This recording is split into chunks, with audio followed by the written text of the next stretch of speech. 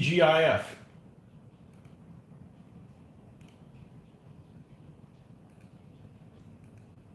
You know, try something a little bit different. See if we can get away with doing this. I think I just did. Okay, perfect. I've got my computer hooked up. I got computer off to the side. And now I can look at the messages without tampering with the camera. Okay. So, we'll see how that works. We got one person online. I wonder if that's me. Okay, a little bit of a 20-second delay or something like that. And, yeah. All right, so we're going to do, after we're going to do some rudimentary cleanup, we're going to pick up, I should say. We're going to do some painting. And what kind of painting are we going to do? Well, we're going to try to finish up this darn war wagon that has been, I don't want to say a thorn in my side, but it's a long process. Let's put it that way. It's a multifaceted process. So, I'm fairly well organized, but for some reason, I guess I just leave in a hurry and things are kind of left undone here. So, okay, clean up a few more things, get the water here going, and yeah, we can get started. No coffee at this time. Way too late for that. I'll end up staying up till 3 o'clock in the morning, and we don't need that because we need to be up again at 5. That's the plan, is to also be up at 5 again and do our normal painting. Now, actually, today will not be our normal painting. The girls went out of town, so we're going to do some painting this weekend. We're going to have a long one tomorrow morning, and we'll have a long one on Sunday. That'll be the plan anyways. So if you guys are into that, that's cool. If you could care less, well, then care less. But that's what it is. That's what it's looking like. So let's leave this brown here. And so I feel like I need to make some headway in a little bit of a different direction. I could spend the next 5 hours here probably continuing to paint this war wagon. And this is where we left this little guy off. I'm going to stop what I'm doing with it, and I'm going to start working on the crew, okay? Because there's not much left to do on it. But I'm going to go ahead and work on the crew and see if we can knock these guys out. Crossing my fingers, between tomorrow morning and Sunday morning and a little bit tonight, we should be able to get these 4 guys done. That's at least my plan. So hopefully we can shoot for that. And so I'm tired of looking at this thing. I want to work on my next project. And for those of you that are not keeping score, the next project will be finish up my medieval Russia. Well, they're not called medieval Russians. They're the early Russians. So I've got probably about 10 knights to paint. 10 figures. Not 10 nightstands. Jesus, I'd never be done. 10 knight figures. And looks like we've already hit a problem. So let's go ahead and moisten this, and we'll be right back. Here, I'll go ahead and put my placeholder. Okay, I'll be right back.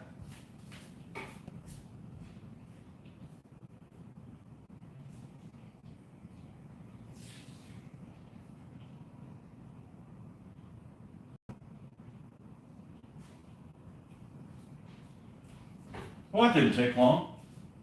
Got some interesting videos this week. I don't know if you guys checked them out on my channel. We had a battle playthrough. We had some Napoleonic stuff. We had a discussion on Asian armies. A little bit of everything. Hopefully you guys, if you guys are into that, cool. Let's put this. It's a little tricky when it's already moistened.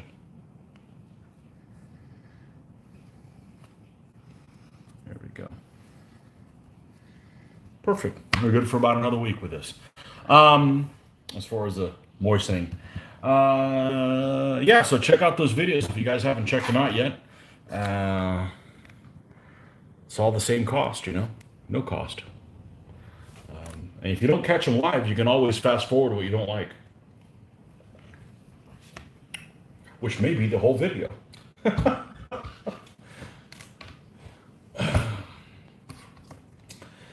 The fact that you guys watch this, that's awesome. I'm not doing it for you guys. Don't take that the wrong way, but I'm doing this so I can get this done. So I got here as quick as I could. I had a quick dinner. Did my workout that I'm trying to do every day, and here I am. Okay, so what do we got? We've got a guy with chainmail and some kind of early firearm. Cool. So we got some chainmail action. This guy has some metal parts on him as well. This guy has some metal parts on him as well. This guy has metal knee pads. Not much else. So sounds like we need to pull out the old metal first. And that's going to be the color I transferred out. Lead Belcher.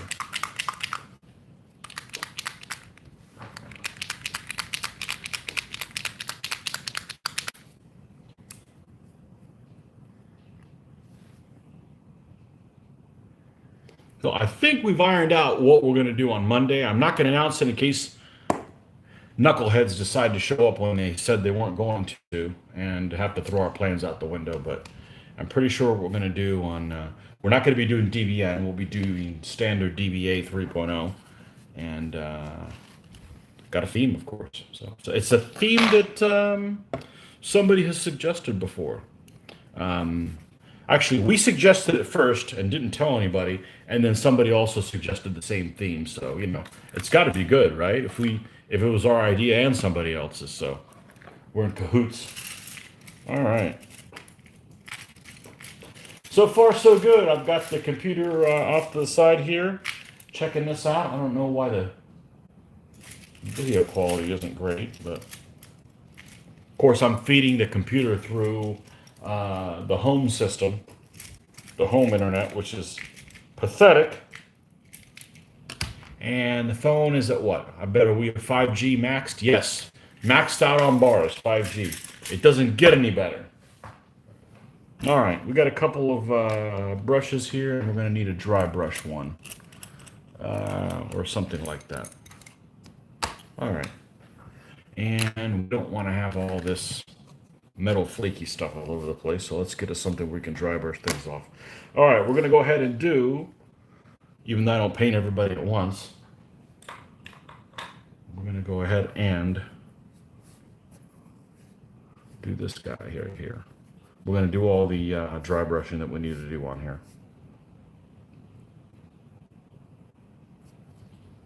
This is just way too big for that. Let's see here, brush. God, these are all, I want one that's that I don't care for. Let's try this one. One that we can't do the finer things on. All right.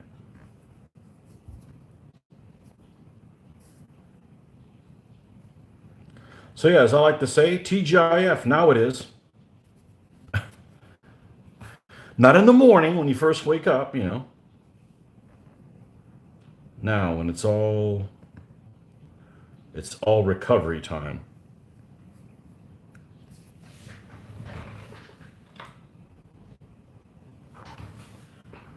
Tony is great. I don't know about all that.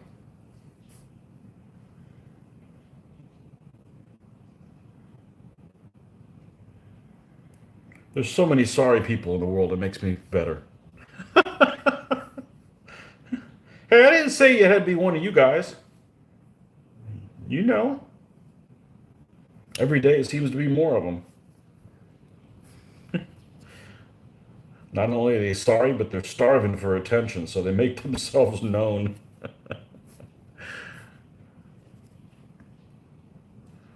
Okay, we got that dry brush on that chainmail done there. Okay, anybody else have chainmail? He may be the only fellow that has that. I think so. All right, so let's just go ahead and let's see if we can get away with using the same brush.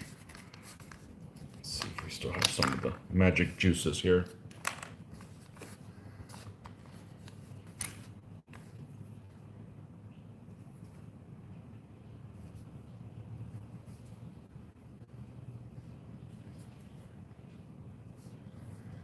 All right, we're going to paint his helmet. And of course, we're going to come in with Nuln Oil afterwards and darken this up. And then for the extra shading, extra added shading,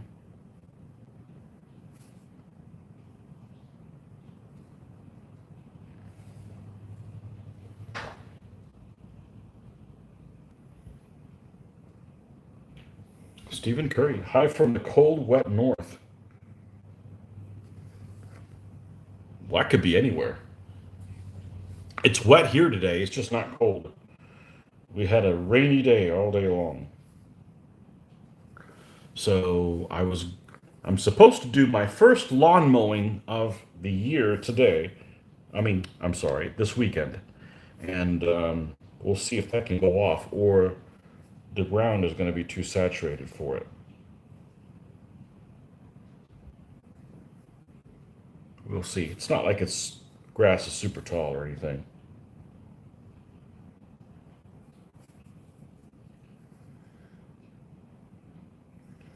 That's the plan to do tomorrow morning after painting session. Because I'd go out there and mow at 6 o'clock in the morning, but the neighbors will be upset. Yeah, whatever. They need to get up anyways. So we hold off until 9 to do that or later. May have to wait until Sunday, depending how saturated the grass is.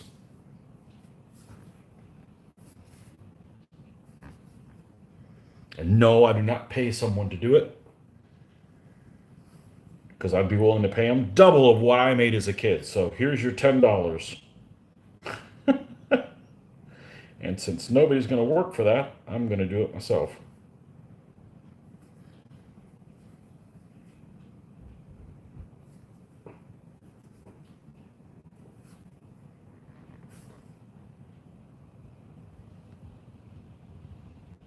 I don't think there's any kids that mow a lawn in my neighborhood anyways. Kids these days don't do jack shit.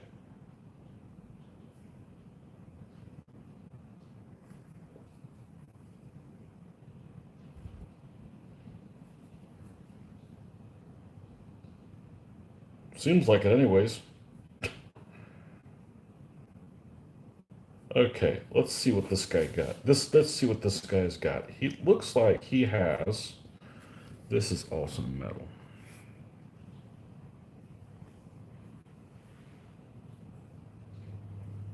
John Peter, ready for an all-nighter for you? 4 a.m.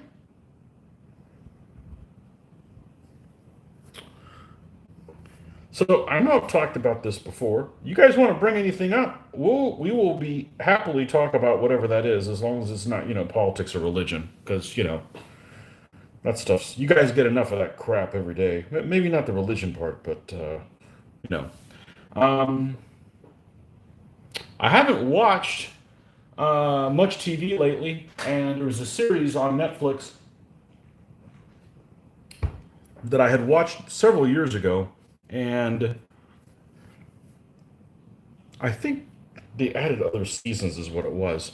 It's called Black Mirror, and I've gotten back into it, and not every episode is great, but the reason I don't like television is it's pretty mindless, but I find that the Black Mirror episodes are kind of thought provoking.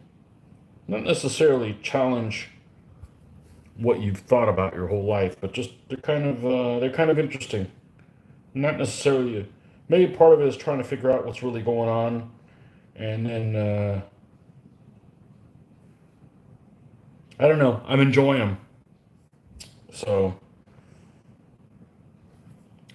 but I can't paint and do that because I'd be staring at the TV, or my phone right here in front of me. It'd be about this distance from me, and I wouldn't get any painting done or paint would dry on the brush. So, This is what we have instead. All right, what do we got here? Australian Greg. Hi, Tony. Good morning. I'll watch for a while as I have a couple of cups of tea. I'll probably do my last mow for the season in the next week or so. Okay. Good. You don't pay people to do that either. They want too much money.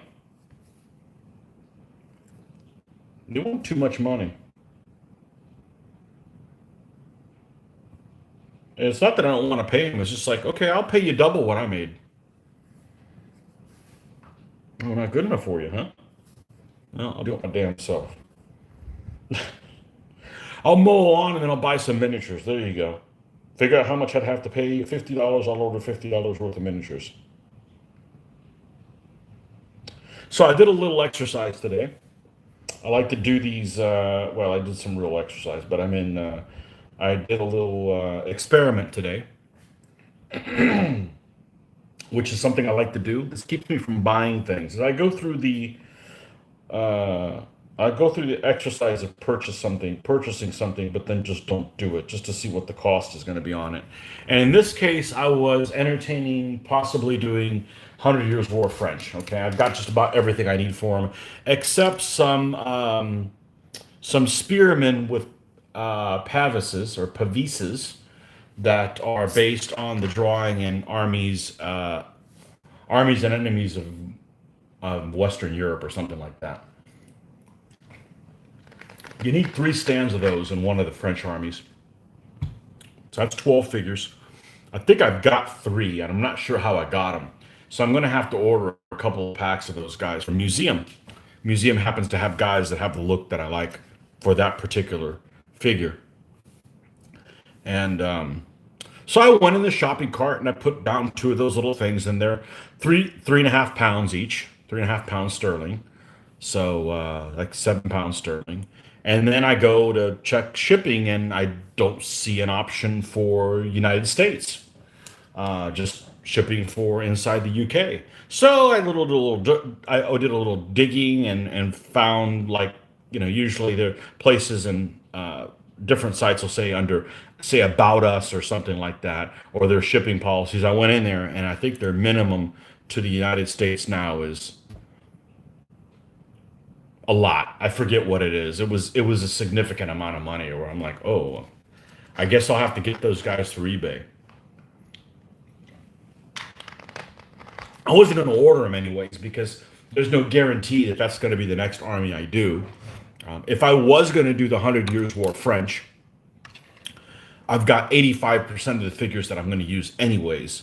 I'll start on them, and after I reach the point of no return, where I can't cop out of making that army, then I will, then I'll order the couple of packs. But you said you took a nap earlier. You'll try to sleep for a while. Okay, cool. Excellent. You have a question that relates to DBN. Okay, well, I'm not sure I can answer that because I am not the DBN guy. About making up elements. French units have different companies that have different uniform details. What do you guys paint French Fusilier elements as? I have no idea. I don't paint any. I think what Joel did was he made um, he made his stand. I believe he's painting them as regiments. So if a regiment is represented by 8 figures, he puts different figures inside of the 8. So in other words, and I know nothing about Napoleonics. So let's say there's in a regiment there's several rifle companies and a fusilier company and an engineer company or something like that. He would paint like one engineer figure, a fusilier, and the rest of the guys line guys. That's what he would do. That's just how he decided to do it. So he kind of did a representation of all those different elements within the one unit.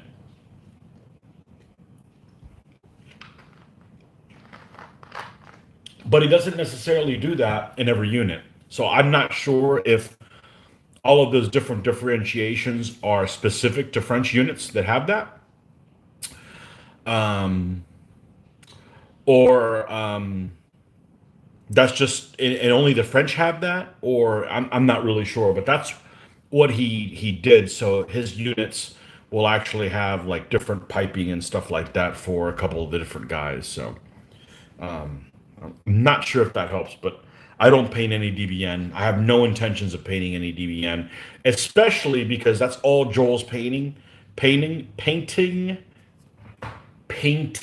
Yes, that is all that Joel is painting right now, and just he's gone hog wild. He has so much stuff, so that's going to be his baby. I enjoy playing it, but even while we're playing it, I have no intentions of looking through the rules and stuff. I'm going to ask him, "Hey Joel, can I do this?" Because like I've mentioned before, I'm burned out on. I'm not going to learn how to play another Phil Barker set of rules other than 3.0. This is it. Um, you haven't lit the fire yet. We try to hold out until Anzac Day, 425. 25-4. Yeah, I know. The whole world does the whole month day differently than we do. Oh well. It's kind of obvious on that one. There's not a 25th month of the year. But when you have, May 9th, you don't know whether it's, I see 9/5 and I think, oh, it's September 5th. I mean, I don't give it a second thought.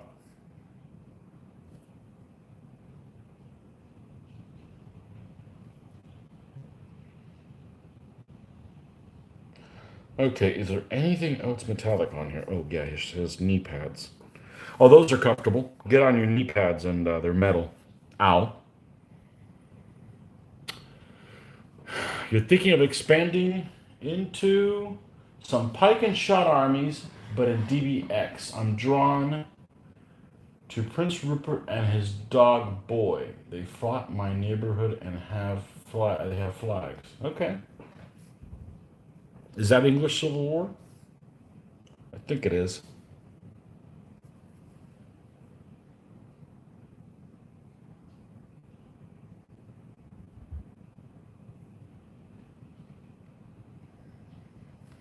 I would have already started working on the Renaissance rules if it hadn't been for COVID.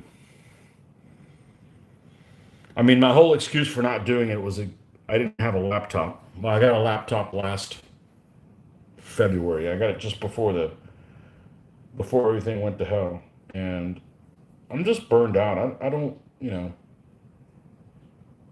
I have too much work, and there's just too many people in the world who like to argue about stuff, and I'm like, you know what, this can wait.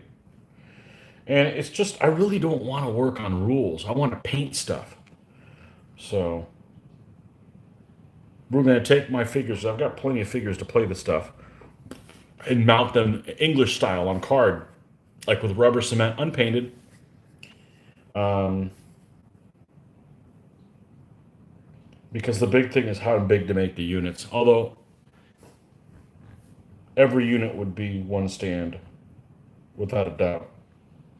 So if you're talking about the Swiss pike block could have 16 figures on it and might be, I don't know, 60 by 60. Again, I've just brainstormed it and written a bunch of things on paper, but haven't sit down and played it. But I don't want to do it bad enough. It creates a lot of work for myself. So I wish I wish DBA had more detail, but it doesn't. And it's like, well, I can work on something that might be better, but less people will play, and it's going to cut into how much time I have to paint. So I'm not really that interested. It's not like I would sell it anyways. It'd be something I would just give away for people. I'm not. I'm not interested in selling things. And honestly, I'd be pretty concerned about creating something that was free and then somebody stealing it from under me and then selling it. So I kind of wanted to look into seeing what I could do about copywriting it, that if I ever get around to doing it, so nobody can do that.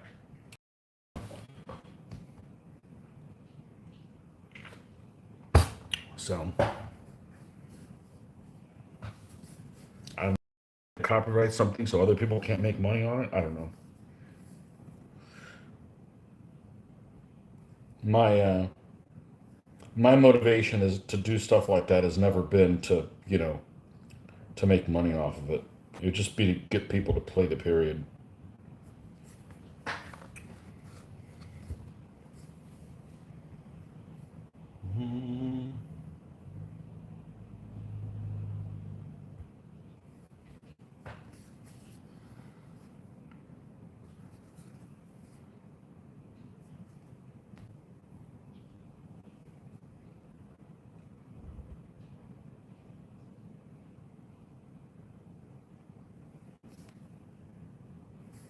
All right, what do we got on this guy?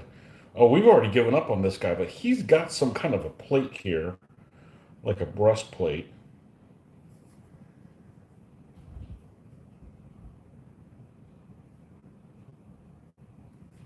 Okay. And then this guy just has the knee pads, I think. This guy's got to be a Hussite figure. He's almost got like a weird looking helmet. WSS, War of Spanish Succession. That's what that is. That's Louis the 14th and company.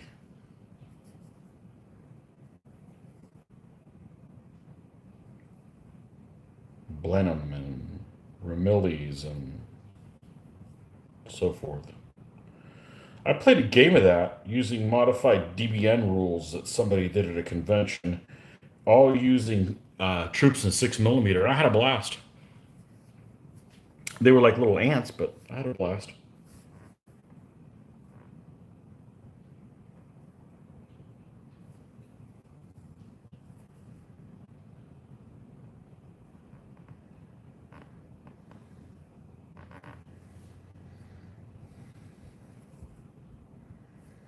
Okay, that's all the metal on this guy. Oh, no, we've got the little...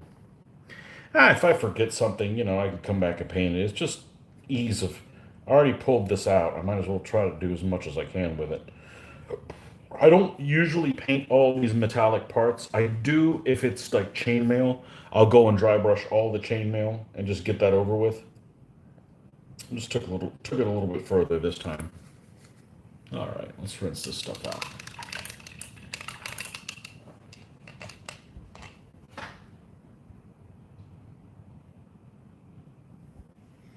You like the RRR rules? I don't. They're shoehorned in. They cover too big of a period and it just doesn't feel like you're playing the period. I'm glad you do. My next iteration would be period specific. So I'd be focusing on, say, 1500 through 1590 or so. That's really my area of interest. I'm not really interested in stuff that's later. And it would be more like for doing historical battles, not necessarily all battles being equal. This is interesting. I left this in the water and it looks like it rustified. Huh.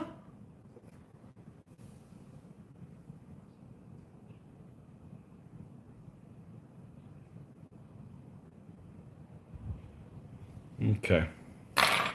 Well, thought it was stainless. I guess it wasn't. Okay. Let's go to this guy that we said we were going to do first. We'll move these guys off to the side. Unless, for some reason, these are dry enough. I don't think they're dry enough to do the null oil. All right, let's find out what the hell kind of armor this guy's got on him. He's got... Geez, this guy's hard to figure out. This is an old casting. This is supposed to be like some kind of hand cannon or something.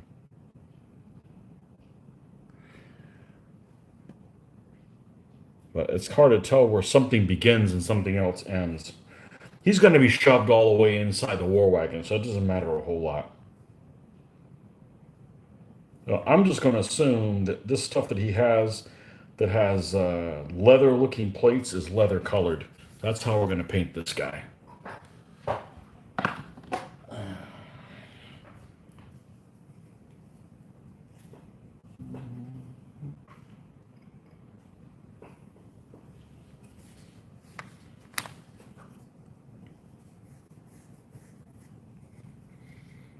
I'm not sure if it's Brigandine. It's hard to make out. His figure is just really crappy. We'll just go with this, and if we don't like it, we can always change it later. This is an old casting. Looks like it might even be older than I am.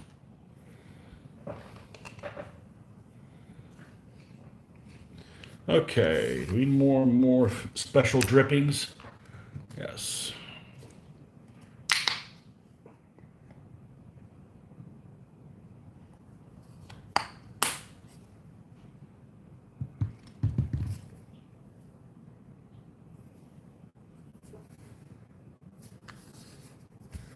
All right, where's my black at? I figured that would have dried out. It's been there. It's been a while since I put any of that down.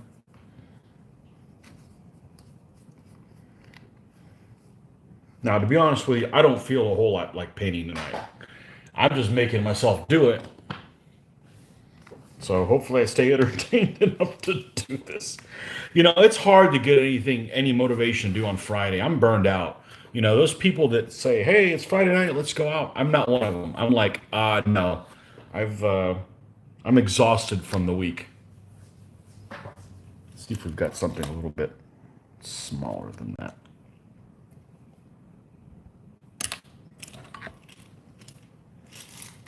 I am not one to do anything extra on Fridays.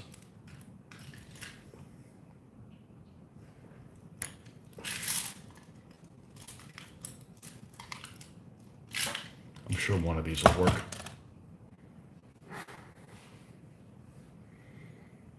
What do I recommend for basing the figures on? Huh. What do I recommend for basing the figures on wooden bases? I use epoxy. I use this stuff right here.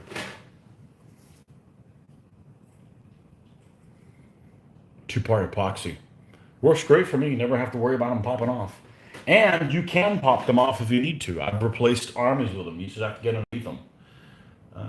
You're almost done with your Alexandrian Macedonian starting on my early Germans. Wow, one extreme to the other.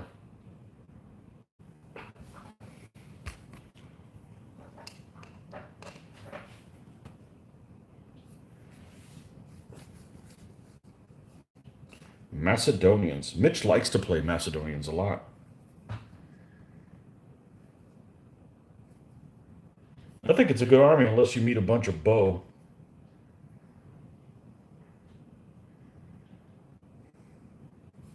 So I think when you got Alexander meeting Porus,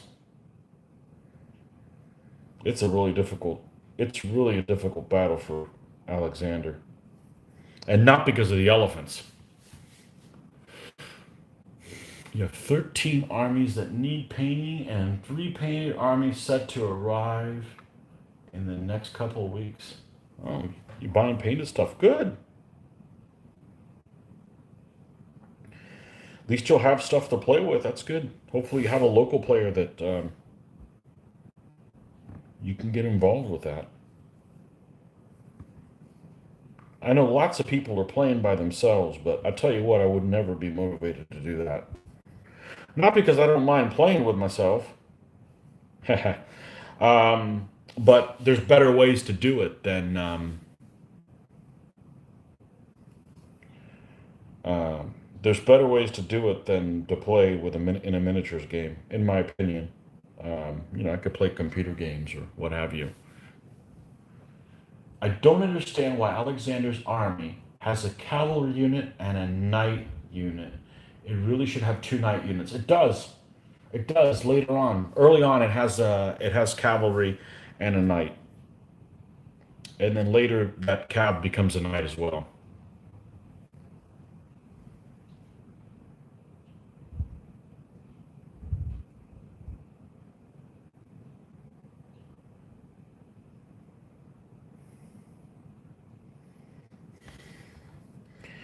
Dictated. uh, Sounds like Mitch. Mitch doesn't. I don't think he types anything into his phone. And I am a spelling Nazi, so I can't stand things being misspelled. I still make mistakes, but I don't like to. So I type everything in. But, you know, I don't know that I have fat fingers, but that area is just way too small. So, uh, surprised that there was so much military action, yet it is not common knowledge. I'll have to dig. It wasn't taught in school, or I missed that afternoon. Yeah.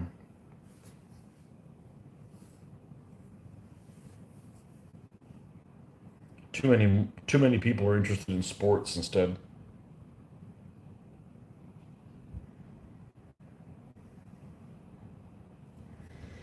Well, I look at it as sports are just kind of a substitute because gladiatorial combat games were banned from the Roman arena. But they still had gladiatorial combat. Nobody watched sports. You'd be watching people like put swords through each other. That'd be a little bit more exciting.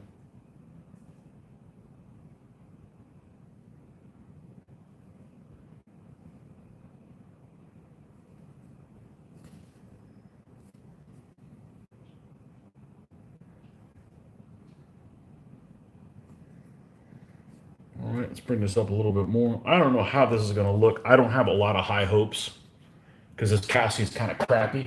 I just wanted to do a variety. I'm not even sure who makes this casting. It might be alternative armies. It seems like that's kind of what it is.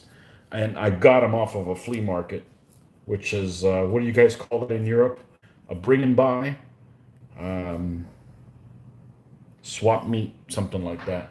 Not necessarily a swap meet. It's a buy things for. I don't want this stuff, so give me very little stuff. So no, don't buy a whole other army. Just substitute the units. That would be silly. That would be silly. Do you have a figure for Alexander? You have a. I wonder who you're using. Are you using an Essex army or Zyston or my Alexandrian army? My successor army that I have. I don't have an Alexandrian army. I have a Ptolemaic. I've got the figures to do a Seleucid and the figures to do a Pyrrhic because that's my boy right there. Is Pyrrhus. That's who I like. Not that I dislike Alexander. Just everybody has Alexander.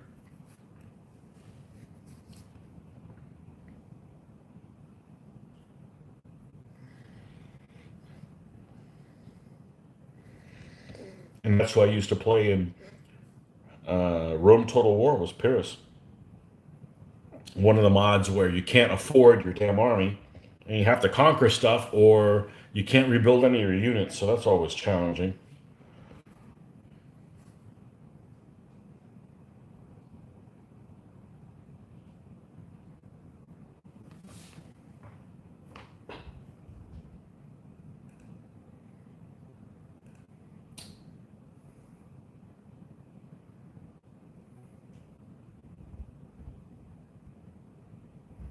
It's an Essex army and I don't like the Alexander figure. Yeah.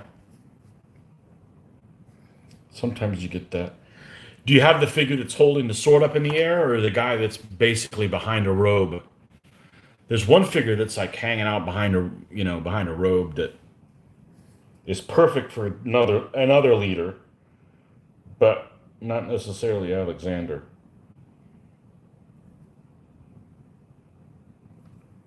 I spent too much time painting figures to not paint exactly who I want. So if I'm gonna buy another army, usually cost isn't an issue. I'll overspend. I don't want to buy extra stuff for an army I'm not building. So like let's say I did you know let's say I was gonna do the Welsh next. Okay, I've got a good amount of Welsh, but there's other figures that are made. I would buy extra packs to bolster it to give them a kind of a fun appearance, even though I already have the army. I just don't want to do that now because I don't know. I may never get around to doing them. Sword up in the air. Okay. Yeah, it's the same figure Mitch has. We make fun of him to find out if he's Alexander the Great or Alexander the hairdresser.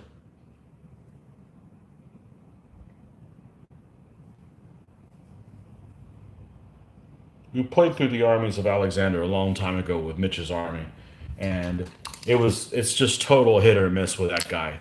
You know, he either just plows through or just the first sign of trouble, he just drops his pants and runs. You just never know what's going to happen with those guys.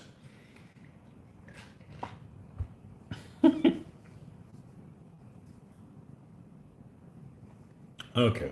Well, this doesn't have a lot of definition of color. I think it's going to work for now. Let's go ahead and do the null and oil before we go any farther, because if we do need to touch this stuff up, we don't want to be waiting on this stuff to dry. Although it tends to dry pretty quick. We'll go ahead and null and oil all this stuff that would get the null and oil treatment.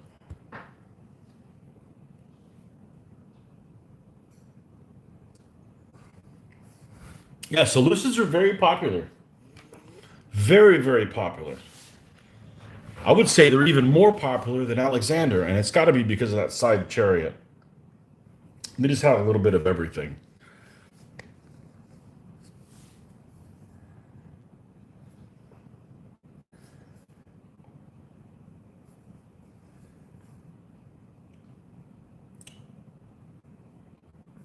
Okay.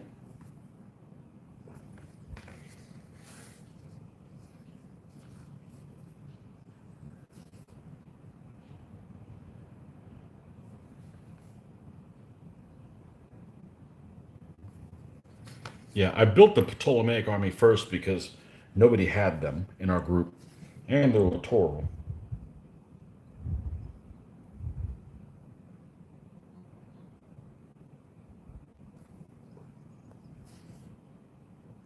And I built mine with tin soldier.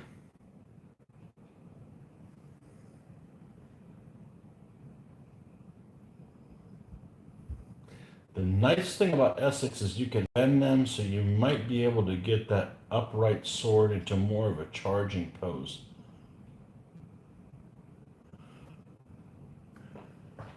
I loved your video on the Wars of the Diadochi.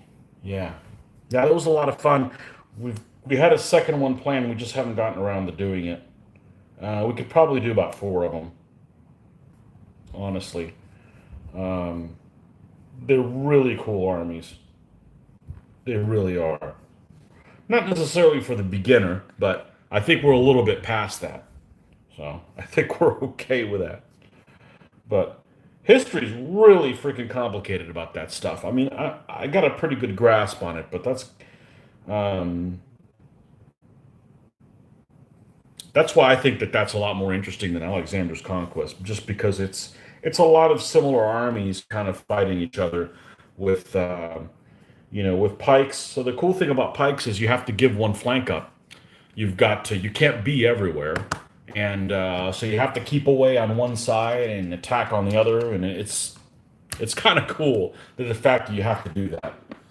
You don't have to do that, but usually happens that way. You've got two armies, and one's pushing one way, the other one's pushing the other way. Kind of the whole yin yang thing going on. So, yeah, I don't know why Essex figures are still bendy. I don't. I certainly don't like that about them. Um, when they've just stuck to an old alloy that has more lead in it or something like that. Um, I guess. I remember back in the early '90s when basically the only thing I was buying was GHQ stuff. We were doing naval at the time, and they did the switch to the pewter content. I hated it because I'm like, oh man, now I can't bend things back. But I don't realize that, okay, yes, it's harder to bend things back, but it's easier for them not to be bent in the first place. Because you'll see stuff like, there's one guy in particular that used to, I don't know if he sells stuff on eBay, but he used to sell painted things on eBay, and he'd sell like pikemen. And they weren't painted great, but what was even worse about that is you'd have these Essex pikemen, and their pikes were all like twisted around and like pretzels. This guy made like zero effort to at least straighten them out so people can see that you're not buying a pile of spaghetti. And but I don't know if he sold any or not, but it wasn't very it wasn't very good selling point, I would say. But I don't like the fact that they bend in the first place, but with that said, I've replaced spears and pikes of Essex. I've used some as they are. I mix them in with everything else. There's rare exceptions that I think that you can't use different figure manufacturers with each other. Uh, One of them being you do not want to use Zyston's Republican Romans with other Republican Romans on the same stand. They're just way out of scale for whatever reason. Um, my favorite unit is Seleucus with my Asiatic Horde 48 Bowmen. Lousy morale, but they're supportive. They always did well, and they were so cheap. My pikes usually scared the enemy towards my archers. Never played W War Games Research 7th. Never did. Never played any Ancients or Medievals until DBA. It's not that I avoided it. Just if I would have discovered DBA 2 1.0, I would have played it. It's cool. I've always been one of those. I want to play with my own figures, so that system works. That mentality works for me. Um, all right, we've got a handgun here. Let's. What color did I use for wood? Let's grab one of the army painters. Give them a little bit of love. We don't usually do that.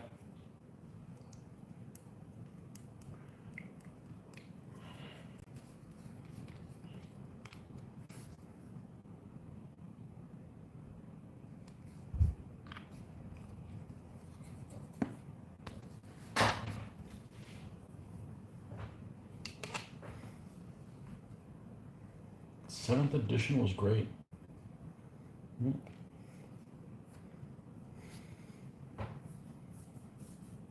Yeah, I wish you could have more than 12 units. I wish you could do like, somewhere between, say, 9 and 15. It doesn't need to be more than that. Um, just some kind of variety would be okay with me. I know there's other games that are based on DBA that, even though they may not admit it, um, are do have larger amounts of figures and larger variety of variable number of units. Let's put it that way. But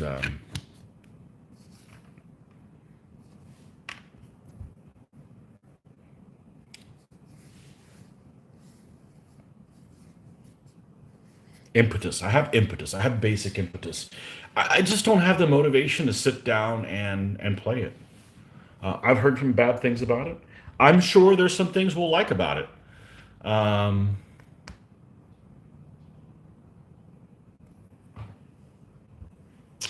do you ever consider playing until more of the army is killed? Like you have to lose 4 units or 6 units to actually lose the game.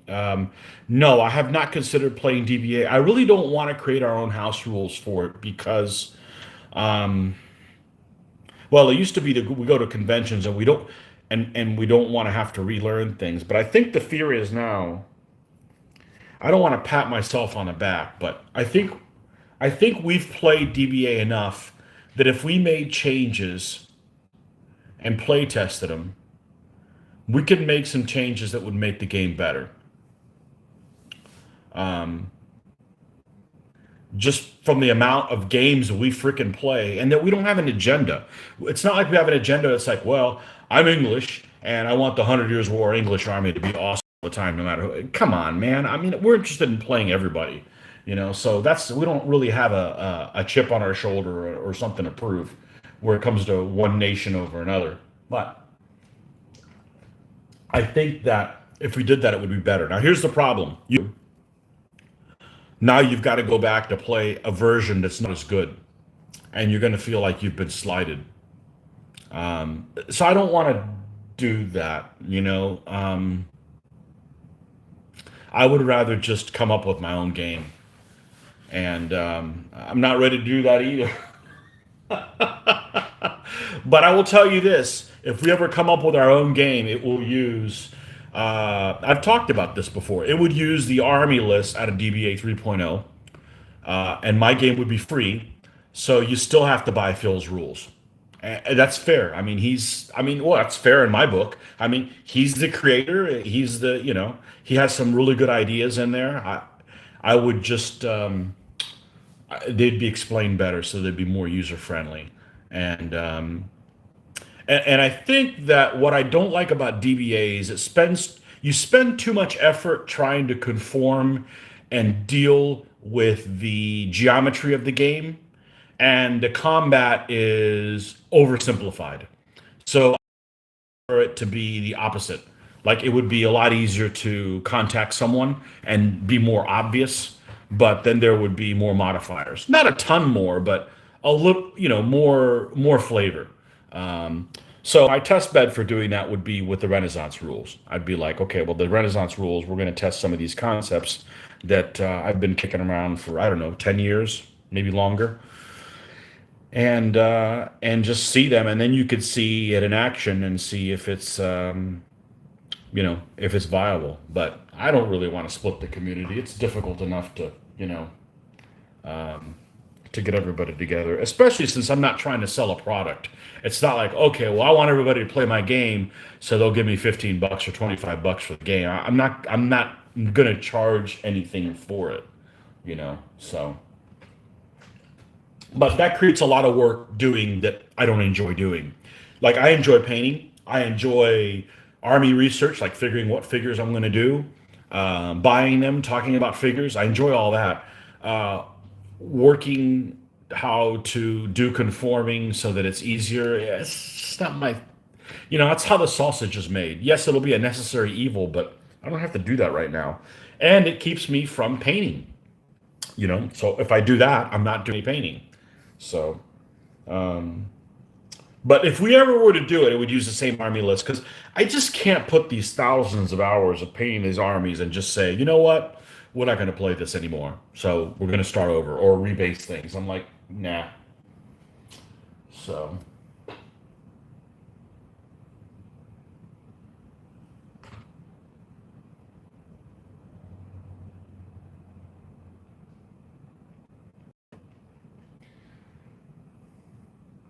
started WRG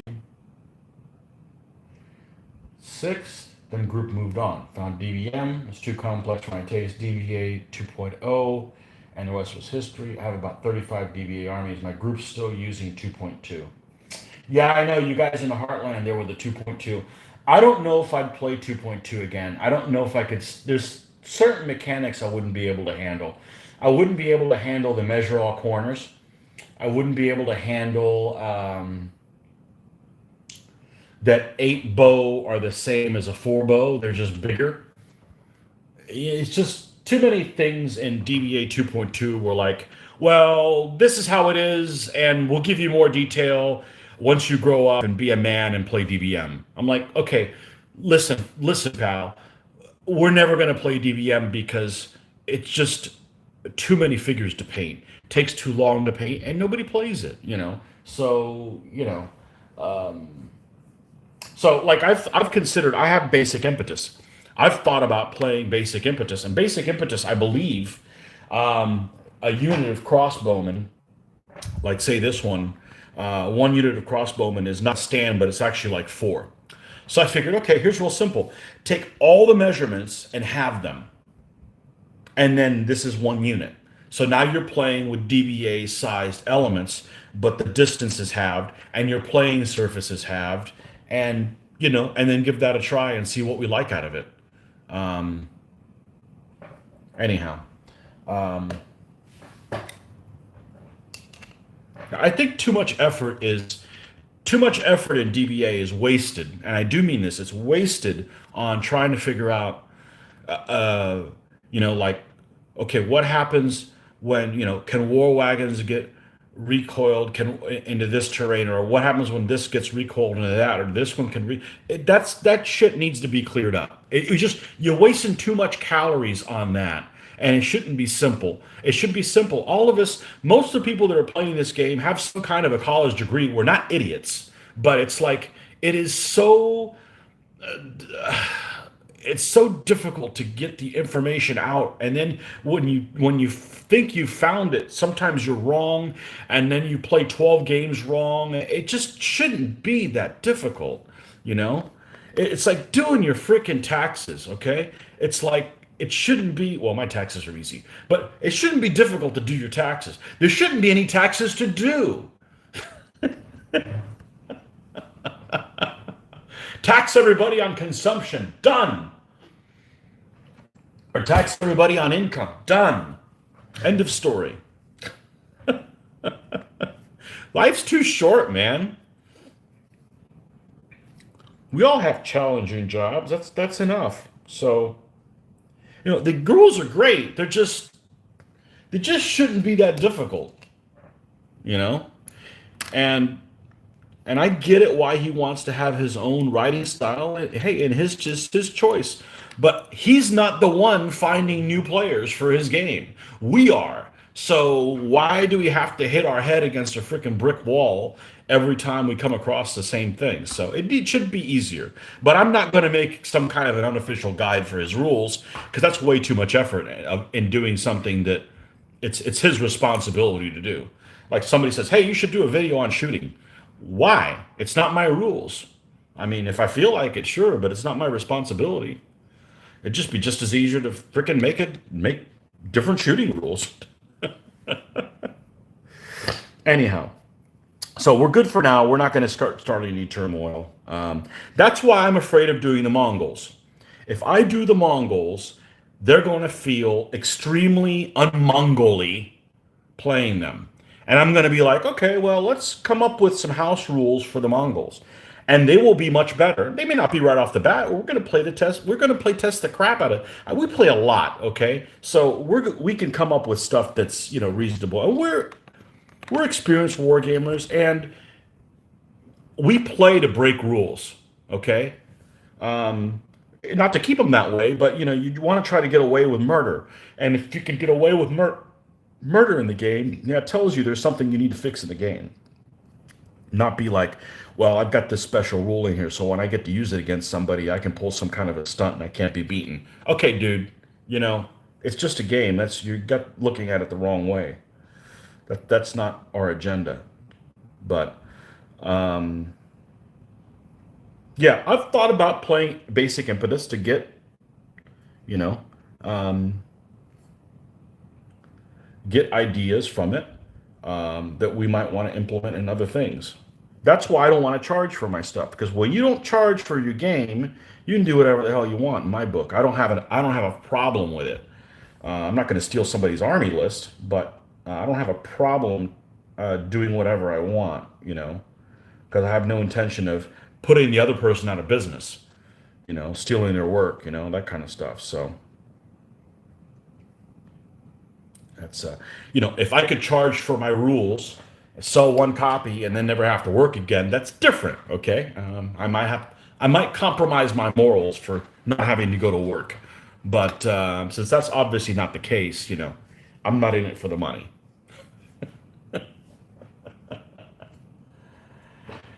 You said it before, and I'll say it again, Armati. You know my Armati story, John Carter, who's probably not from Mars? What do I think about Triumph? I don't want to go there. I don't want to go there.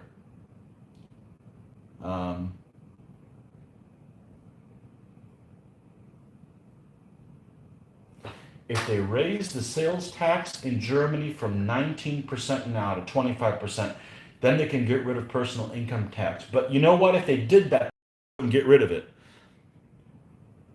The government never gets rid of taxes, and they always spend more than they take in.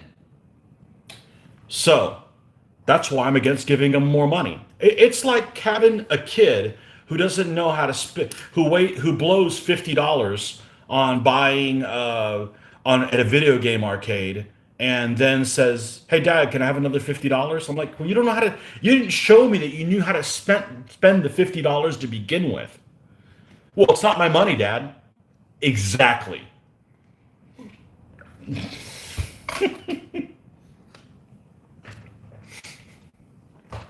I don't want to talk about Triumph. I'll give you the short version of Triumph. Okay. I know those guys really well. We our intention was when Historicon is to play their rules there because that's their home turf, and we would play DBA at home because people at Florida didn't want to try Triumph. Okay, that's fine. DBA 2.2 Plus was an improvement upon 2.2 in every single way. There is nothing in 2.2, in my opinion, in our opinion, um, that that 2.2 wasn't better. When 3.0 came out, there was many things that are better in our opinion in 3.0 than in Triumph. But we're going to play Triumph while we're out there. It's their home turf. There's no reason to create games and do that. But what happened was the rules were released and they did a change to the rule. We're going to play up there in tournament. It's not that we're interested in winning, but it's like it doesn't feel good to not know what the hell you're doing. There's one thing to win the game. It's another thing to not know what the hell you're doing and you thought A, you could do A, but it's now B and somebody else does it. So 1 week before Historicon, they make a significant change to the rules. So we're scrambling in a week to try to straighten that out so we don't go up there. I mean, we're driving 14 freaking hours. We don't want to have a shit time up there. So we dealt with that. And the following year, they did it again, and it was a huge difference. And I'm like, you know what? We can't keep doing this. We went up there and we knew how to play the game. 1 week before, we had to relearn how to play the game. Then we have to unlearn how to play the game to play DBA for the other 11 months out of the year. And then we come back like 2 months before Historicon, start playing the last version they did, and then they come up with a new version like a week or 2 weeks before Historicon again. I'm like, we just can't keep doing this. We played it up there, and I'm like, it's just not worth it. So, and it's not. There's some things in it that are cool. Okay, there's some things in it that are better than DBA 3.0, but not everything. And my biggest gripes with DBA 3.0, it doesn't solve. So, I don't wish those guys any harm. It's just that's just the reality of it, And it's like,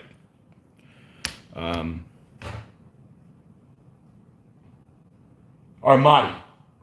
So, 1996, I picked up a copy of Armati. Never learned how to play it. Me and my buddy Jeff. Jeff is the original Mitch. He was my cohort and just about everything.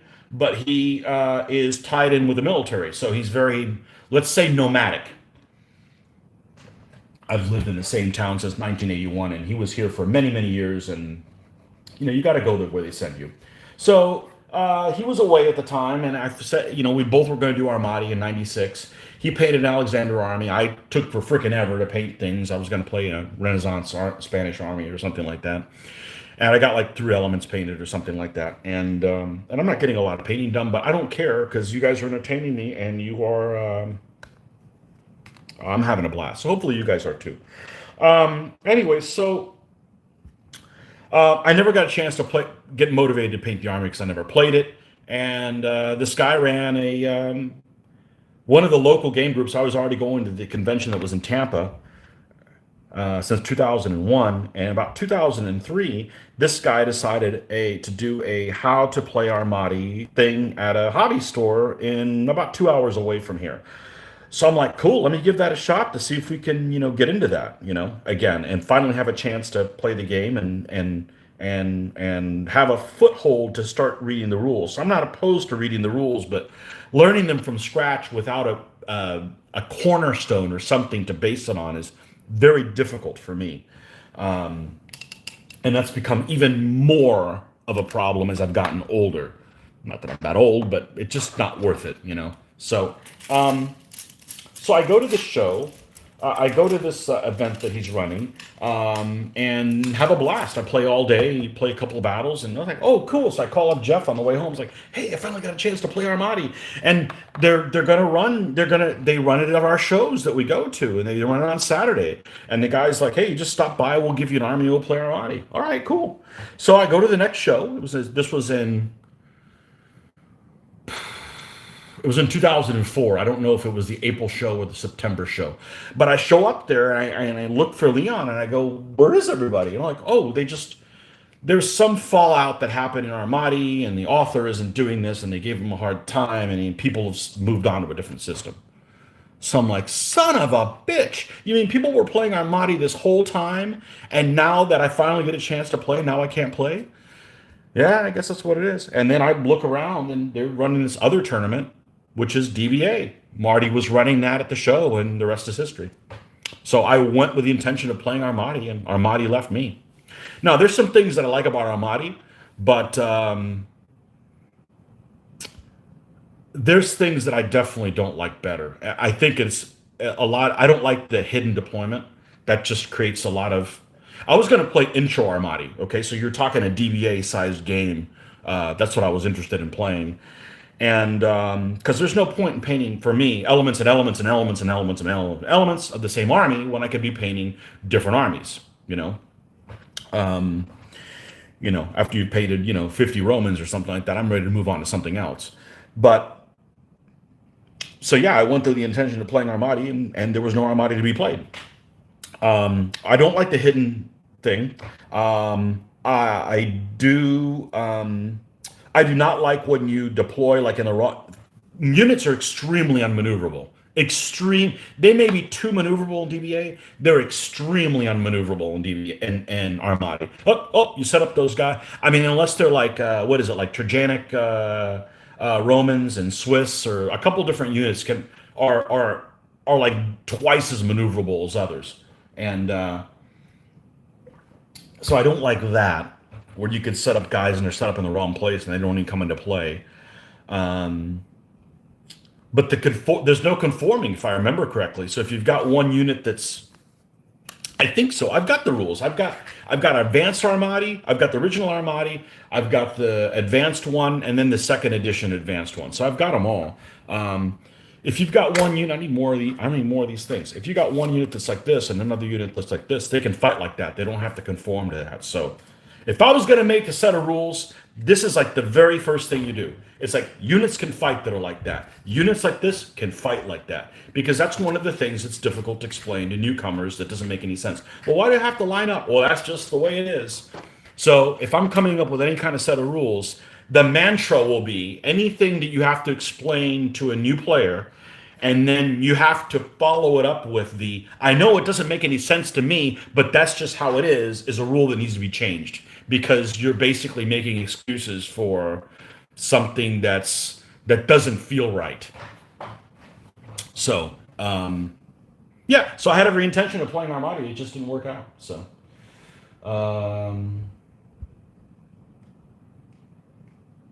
yeah, I play it for fun. I enjoy painting figures. Fortunately, the guys I play with feel the same way. Look, you guys you got to be on the same page with your own folks. That's what's important. You could be the best player in the world. I've said this before. You could be the best player in the world, but if nobody likes you and you're an asshole and you're arrogant, what good is it do? You won't have anybody to play with. So it is about people. I mean, at the bottom line. Or let's say you have people you're really interested in, and you got a couple of people in your playing group that have bad attitudes and are cheaters. That's no good either. You bought Armati, never played it.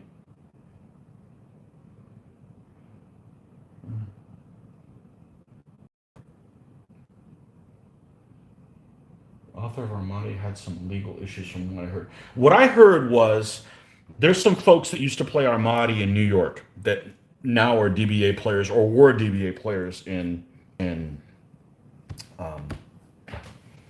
in Florida, and the author I believe was in New York. And it seems like they constantly hounded him about the rules, and he had almost like a breakdown and just said, I don't want to deal with it anymore. That's kind of the way it was explained to me. Is he basically just they hounded him about whatever and why this was and this was the other thing, and they just gave him a hard time, and he just threw in the towel. That's what I've heard. It may not be accurate. It seems reasonable if I came up with a set of rules and you give me a hard time about it when I'm not charging anything for it. Well, you guys can go fly a kite too. So, again, one of the reasons I do not want to work on my rules during this current environment they're in. Everybody's in each other's business. and want to tell other people. I'm a very live and let live person.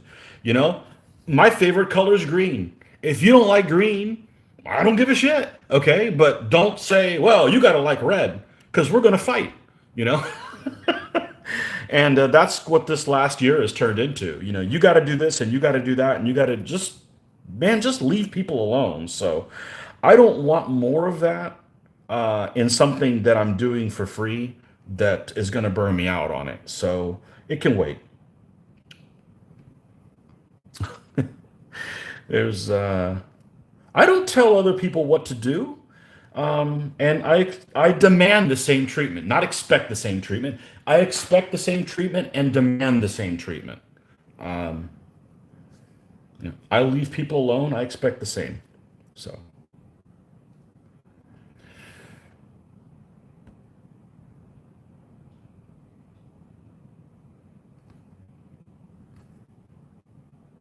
but yeah, I had every intention of playing Armati.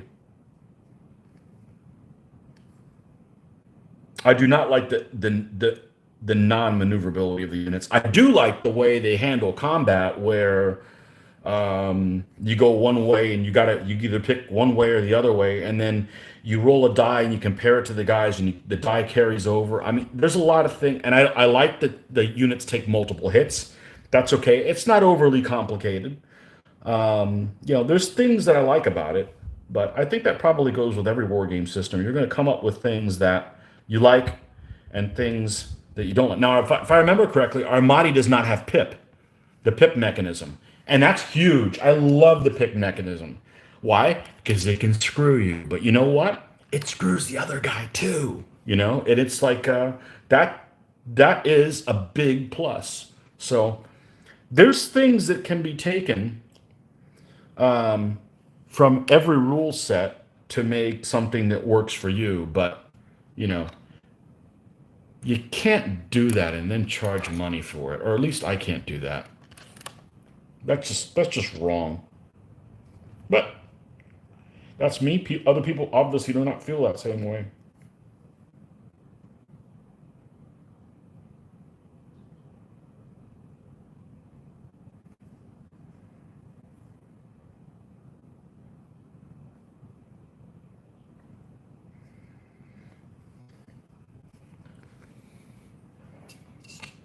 Yeah, I don't want to talk bad about other rule sets. I don't go on their sites and post, you know, this rule set sucks, or why don't you play this? You know, and the same thing is, you know, if you don't like DBA, don't come to the DBA Facebook page and say this sucks. You guys should play this other rule set. It's not cool. It's just like on and I do the same thing on my personal page. I don't really put controversial stuff on my page, but if I did, it's my page. You know, if you don't, you know, I see other people's stuff, and I'm like, oh, I don't agree with that at all, but okay, whatever. It's their page. You know, it's not worth getting into an argument with something. So now there's some extreme cases where I'm like, you know, I don't want to have anything to do with this person because this obviously is, you know, on somebody I don't have anything in common with. But I mean, you know, it's just common courtesy, you know.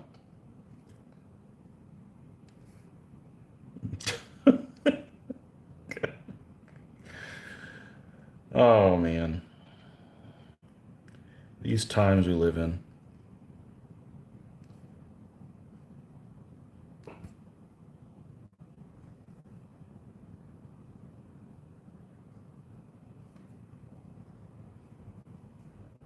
And I got strong opinions about stuff, but I don't care. You know, I don't care if other people don't see. They're not going to. It's just not worth the calories. You know, I mean, I'm going to be dead in 50 years or so. So you know, what difference is it going to make? You know,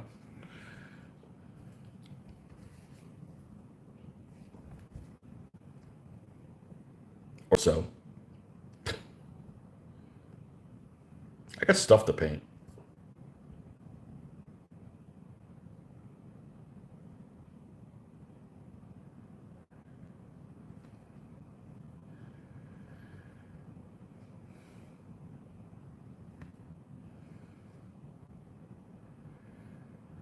I don't. I honestly don't know what the hell I'm looking at. This figure is just. Well, it's a lot better than I could do, but this casting is just. Wacky. I'm not sure what I'm looking at. It almost is like a barrel that's in like a groove or something like that. That's what I'm going to paint it as, a barrel in a groove. I don't know. It's just wacky. Luckily, this guy's going to have his head shoved inside this war wagon. He's going to be he's going to be the guy that is standing on this platform shoved in here. And I don't know if you noticed, but I did grind his entire base off. So he just has two little feet. That's how he's going to get glued on there. So I don't want to have guys with a big old, like they're standing on a thick carpet that they're wiping their feet on. I find that it's extremely distracting from what you're trying to show. All right, what else we got? Who'd I piss off?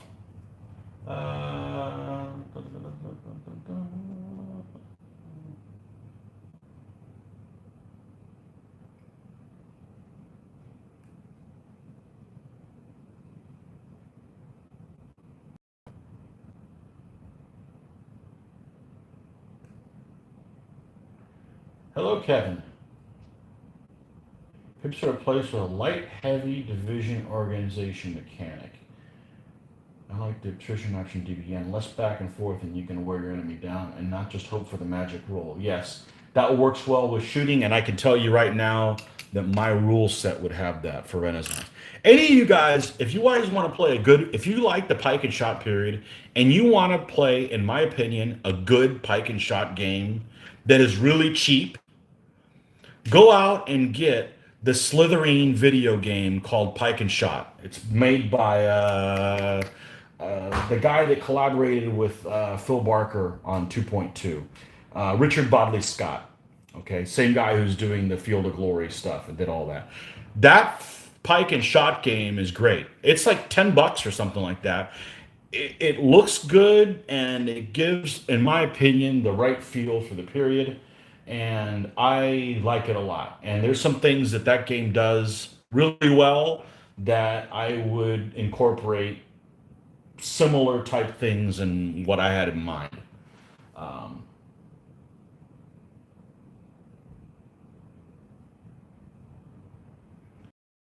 Algorithm censors you. I don't know what that is. DBA is very clever. It is, but not at first glance. It's extremely clever. The guy's a genius. A lot of it is lost on most people because they're turned off by it's not the way he explains it, it's the way it's organized. It's not necessarily the language, it's just the way it's organized. Um,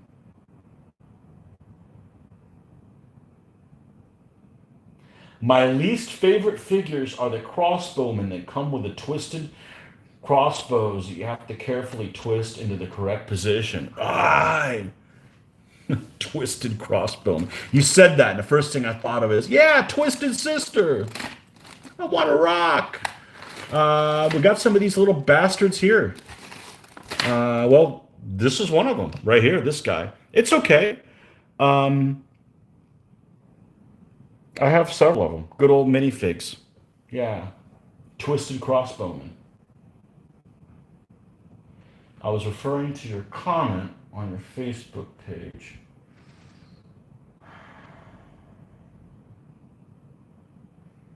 Oh, yeah. That retarded comment. You need to bring that thing up again? I'll bring it up again. So, 2 years ago, I posted a meme that I thought was brilliant. Okay? I'm going to describe it to you. I already have, but you can search this thing out if you want. And I'm gonna get banned on YouTube for this. That would be stupid, but it's a meme that involves um, Churchill. It's got Churchill on one side, a picture of Churchill, and a picture of the Fuhrer on the other one. And Churchill's giving his V for Victory symbol, and Hitler's giving his salute. And underneath the meme it says, "Scissors beats paper." It's brilliant. Okay, it doesn't promote anything, whatever. So I posted that like 2 years ago on Facebook, and like 2 months ago, I get like, you cannot go. You've violated the Facebook this, that, or the other, and I'm like, what? I haven't done anything. So 2 years go by, and the algorithm catches that this is inappropriate, and you know, well, I don't go live on Facebook because I only have like 350 people on the there's lots of people that don't use Facebook for whatever reason. They don't use Facebook, they don't like Facebook. I think Facebook is awesome for our hobby. If we still had to do those bulletin boards, forget it. That's just dumb. Email is dumb because you don't know who's responding to what. It's difficult attaching pictures. You have to go to another hosting site. Facebook is awesome for keeping us that are interested in the hobby together. But I get it. Some people don't want to listen to this feed on Facebook or whatever. That's fine. I can only reach 350 people instead of 1,200 people. So I'm not interested in going Facebook Live, but it's like, you can no longer do Facebook Live because of something that happened 2 years ago. I'm like, okay, your algorithm caught something it shouldn't catch because it's not really what that is. And you're also retarded by freaking 2 years. So anyhow, but whatever.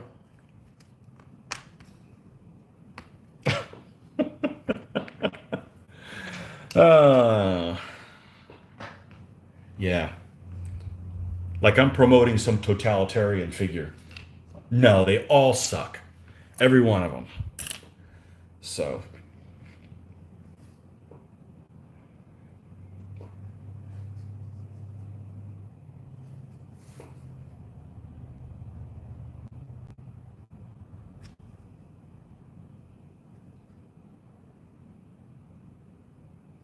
all right.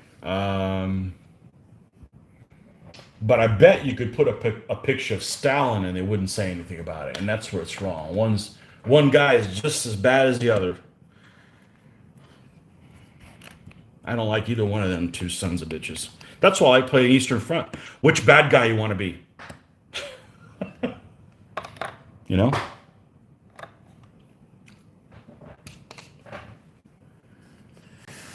Okay, let's do some flesh. But it ended up not affecting anything because I really don't use Facebook for that. But it's like, now you got a black eye. What, for something I posted 2 years ago that wasn't.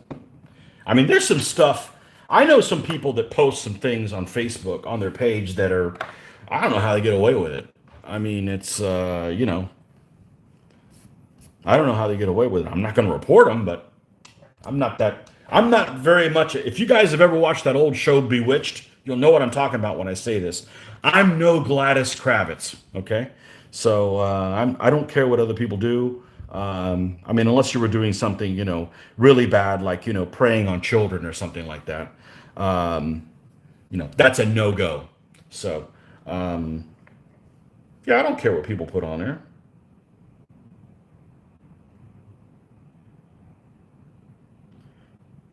And I was raised in a time where we could just laugh about different things. We could have a difference of opinion, and we can make fun of each other, and at the end of the day, whatever.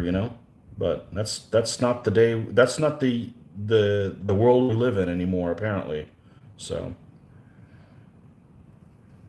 no, whatever. I guess I won't put anything. I guess that's the risk you run when you put something up there that has the crooked spider, as the little girl from The Sound of Music used to call those people.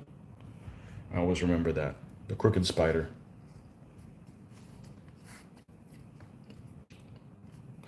All right. Right. We got the base color there.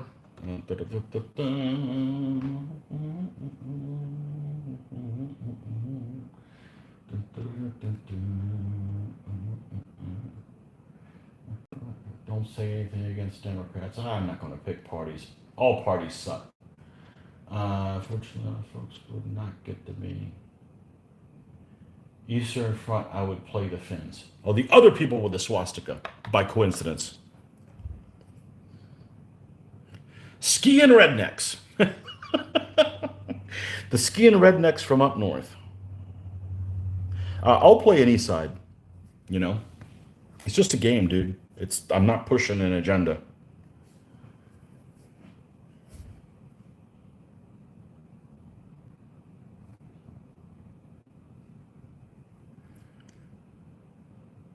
But I draw the line at I wouldn't wear Nazi paraphernalia or communist paraphernalia either. Like I wouldn't want to wear. Okay, here's like people that play Flames of War. Sometimes they'll, they're playing, say, the 11th Panzer Division. Okay, that has the skeleton, the ghost thing. Maybe they're running that unit. I'm not going to wear a T-shirt that has a unit of a Panzer unit of a Panzer division. Yes, they a lot of those units have symbols that are really interesting. Okay, cool, but it just sends the wrong message. It sounds it to an untrained eye. It looks like I'm a fanboy of those people, and that's not the case. Just like I wouldn't wear a freaking hammer and sickle thing. Um, that would be bad too. So just sends the wrong message. So sends the message I do not want to send.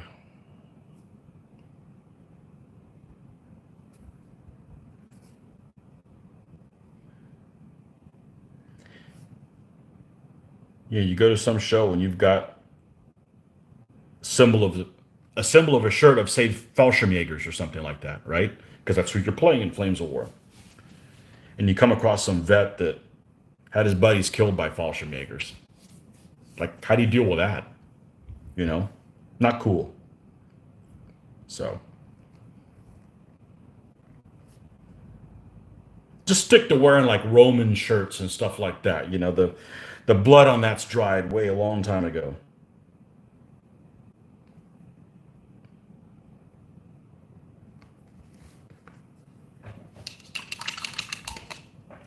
Notice I didn't say you should be banned from wearing those shirts. Just you should know better. Think about it. Theirs was backwards. Well, so was the German one on the opposite side.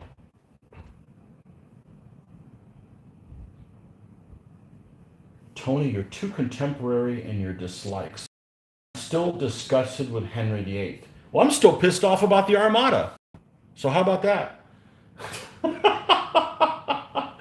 You have to admit they had a good art department. They did. No Che or Cap. Hell no. No. No. I don't. No. Absolutely not. Absolutely not. No.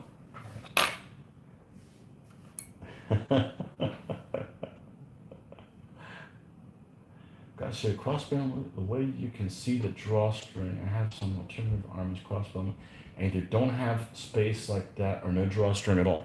Well, does it? You talking about these dudes? Well, these guys don't have the drawstring.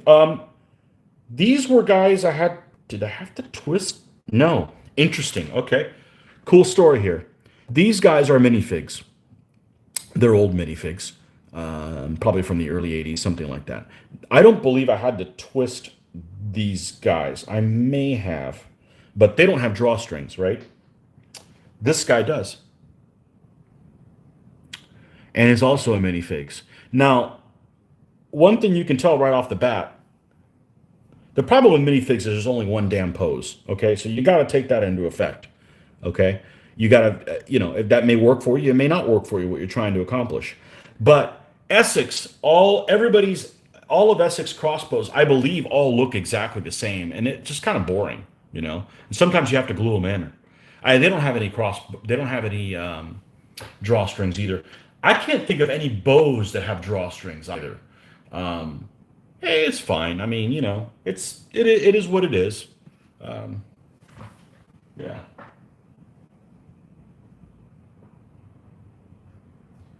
Uh,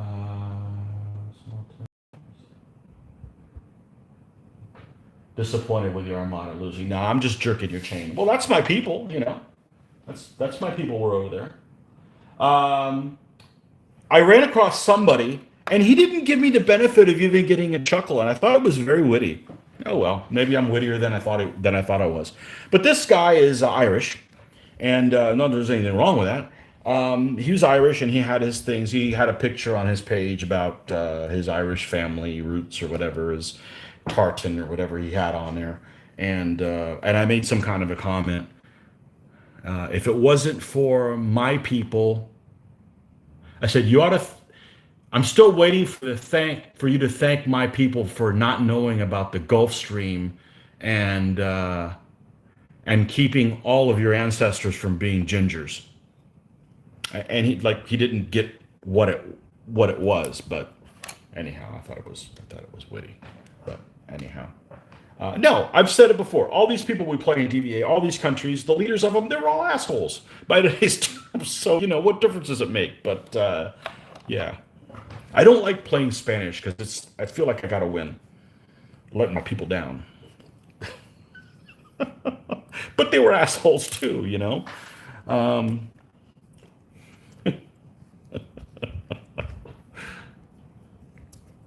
Got to laugh about stuff, folks. Got to laugh about stuff. All those people did things that we wouldn't do nowadays. Not even close.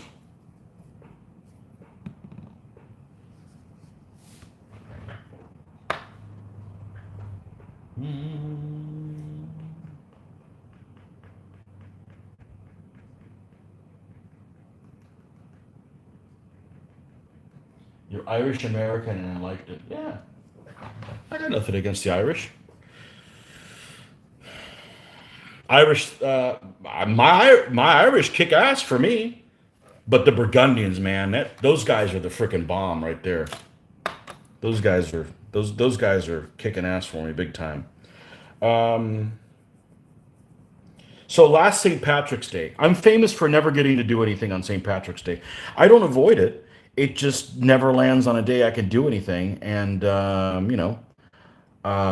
so last year, of course, with the whole COVID thing, um, was just starting, and my daughter, who was 14 at the time, I said, well, I guess we won't do anything about St. Patrick's Day. There's not going to be a lot of celebration because of COVID.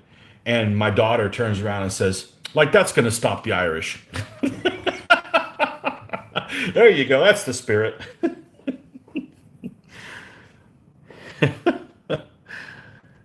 No, I love my Irish Army. It's awesome. It's one of my favorite ones. And part of it is because it's an army that not many people have, and it has a lot of flavor, and they're kind of just non-fancy folks. They don't have cool heraldry. They don't have expensive clothing that they're wearing. They're just kind of peasant-ish, and I think that's what makes them even cooler. I like them a lot. So yeah, I like my Irish. I actually don't know any Irish people. Everybody I play with is a damn German. Not that there's anything wrong with Germans; they just happen to be German. And my people have never fought the Germans. So we had a German king, and then that lasted for a little bit of while. But no bad blood there.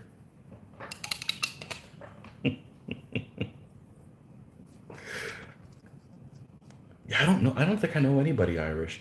Or, everybody's, here in America, everybody's, at least a 16th Irish and a 16th Cherokee, right? That's what they say. I'm getting lots of people's comments like I need to be approved. Mexicans thought so. I don't know what you're saying there. They're all human and thus flawed. There you go. They don't have shoes. Yeah, the Irish don't have shoes. It did stop the though. No parade for the first time in 250 years. Wow. Might as well, but Protestant. So we're orange on St. Patrick's Day. I'm German as well. Oh, that's right. Oh, they're coming to find you now.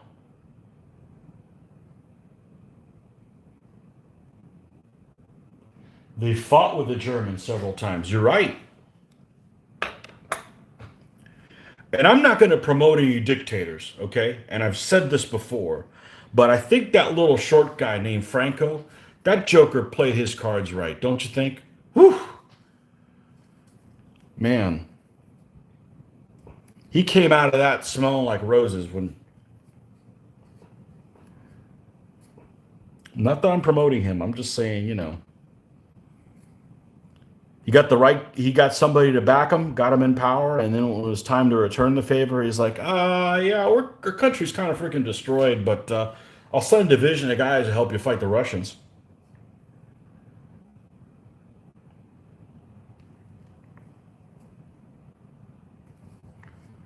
Okay, I got a book on the Spanish Civil War that's on my to read list. I don't know if I'm going to get around to it because there's no future in. I have no interest in gaming it in the future. So that's a big part of my history reading is to game the stuff. But trying to find a history that when I read it is balanced because you don't want one that's, you know what I mean. You just tell me what happened. Don't spin one side or the other side. Both sides did plenty of bad things. Franco is still seriously dead. Absolutely. They exhumed him. I think he had buried himself at that. I found this out recently. He had that Valley of the Fallen that he created for the people that died in the Spanish Civil War, and he had himself buried there. And I think he got exhumed in the last couple of years and moved somewhere else. So you're starting an Irish army now. Which one?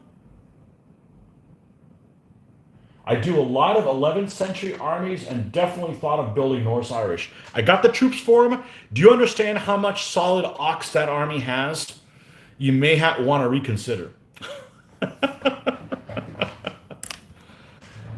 I need a refill on happy water. There's no alcohol in it. Be right back. Yeah, I drink alcohol at this time. I'm falling asleep.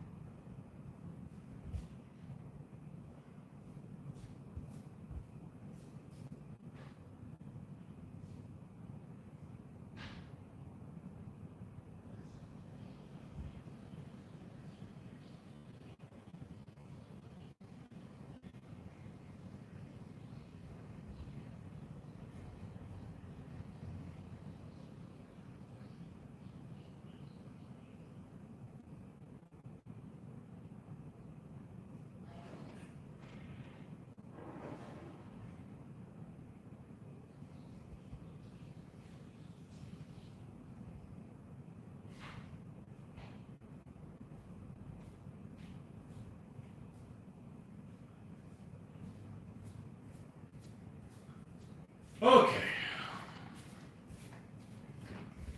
Bum, bum, bum, bum, bum, bum.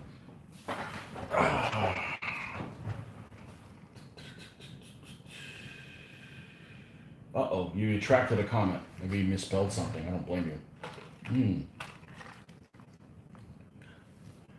You're not a very controversial post or so. I did have a live feed the other day, and I didn't realize it at the time, but I've gotten a few spammers lately, and I'm not interested in that. Some guy was posting semi-adult material.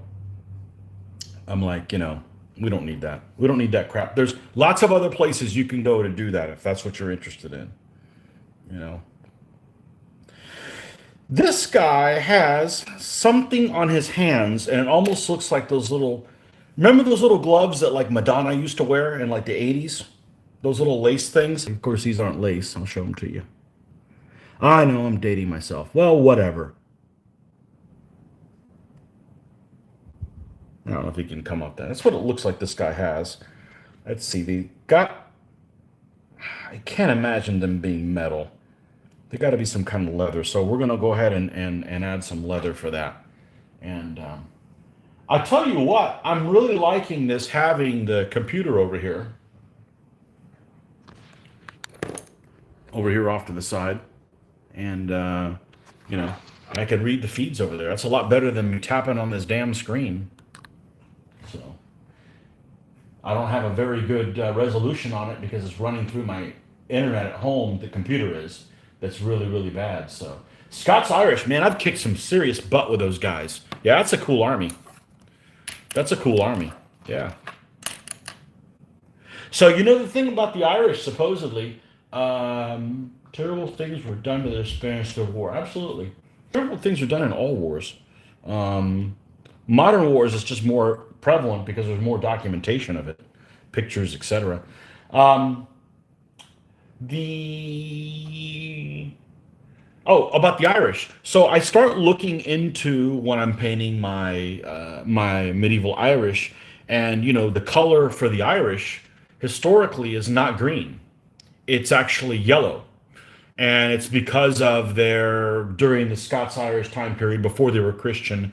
It's a throwback to their one of their gods or whatever. So it's a yellow thing. Okay, so if you look at Henry VIII, which you don't like, okay, I don't like him either.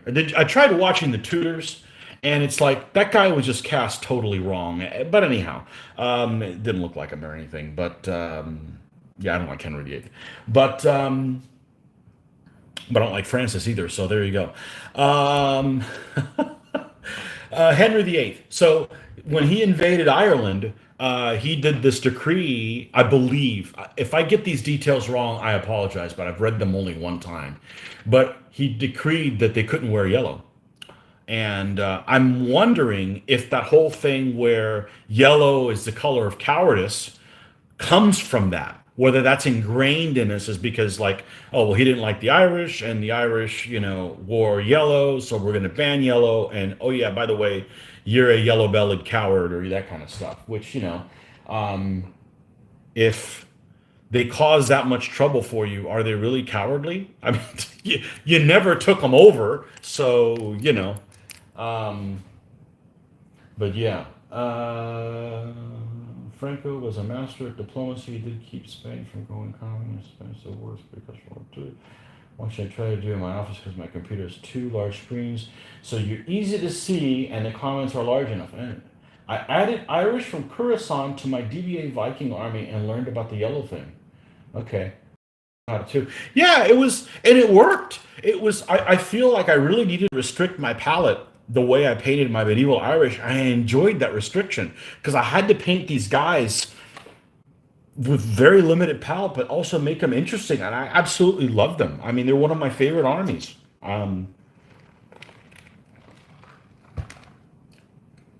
Yeah. So Coruscant makes some. So there's a lot of guys that you could make a really full of character Irish army with Balada, Essex, Coruscant. Coruscant has like some leaders and stuff like that. And who's the other one? I want to say there's four. You can make a really interesting army. The problem is that when you look at the army composition, it's not very interesting. But they could look really interesting. Now they can have some reasonable allies and stuff like that. But I have them. I may do them at some point. But maybe we'll have to play. We'll have to wait till we play another rule set where Solid Auxilia is represented better. So I didn't really have a bad impression of Solid Auxilia. I've heard other people that are like, Solid Auxilia suck. And Solid, okay, and I'm like, all right, well, whatever. And then I play a whole army of them, and then I'm like, yeah, these guys kind of do suck. And the problem is their mobility. It isn't necessarily their numbers being really low, but the fact that they only move two base widths, it's really hard for them to turn a flank and envelop with that loss of speed. That's really what it is. It's not that they're so bad, head on or whatever. And it's not that they need to be as good as blades, but, you know, yeah, that's cool. Yeah.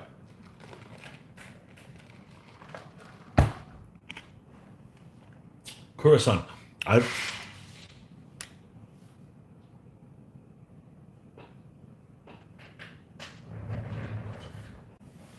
hold on a second.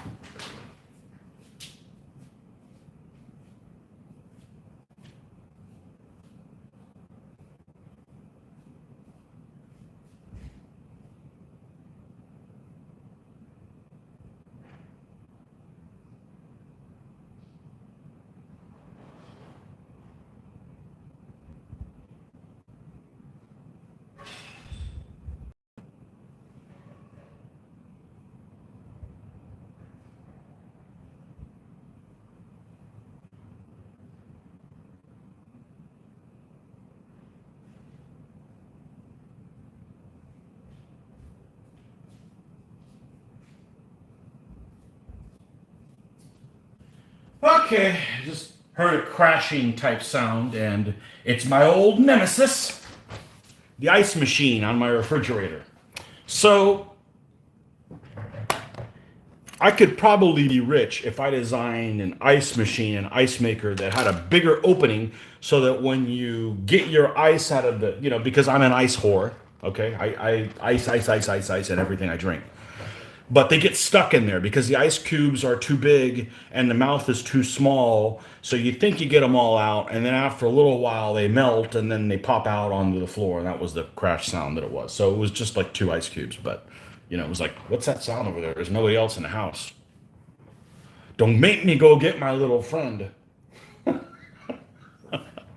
That's what I thought it was. Like, oh, my old nemesis, the ice maker. And everybody has that problem in this country.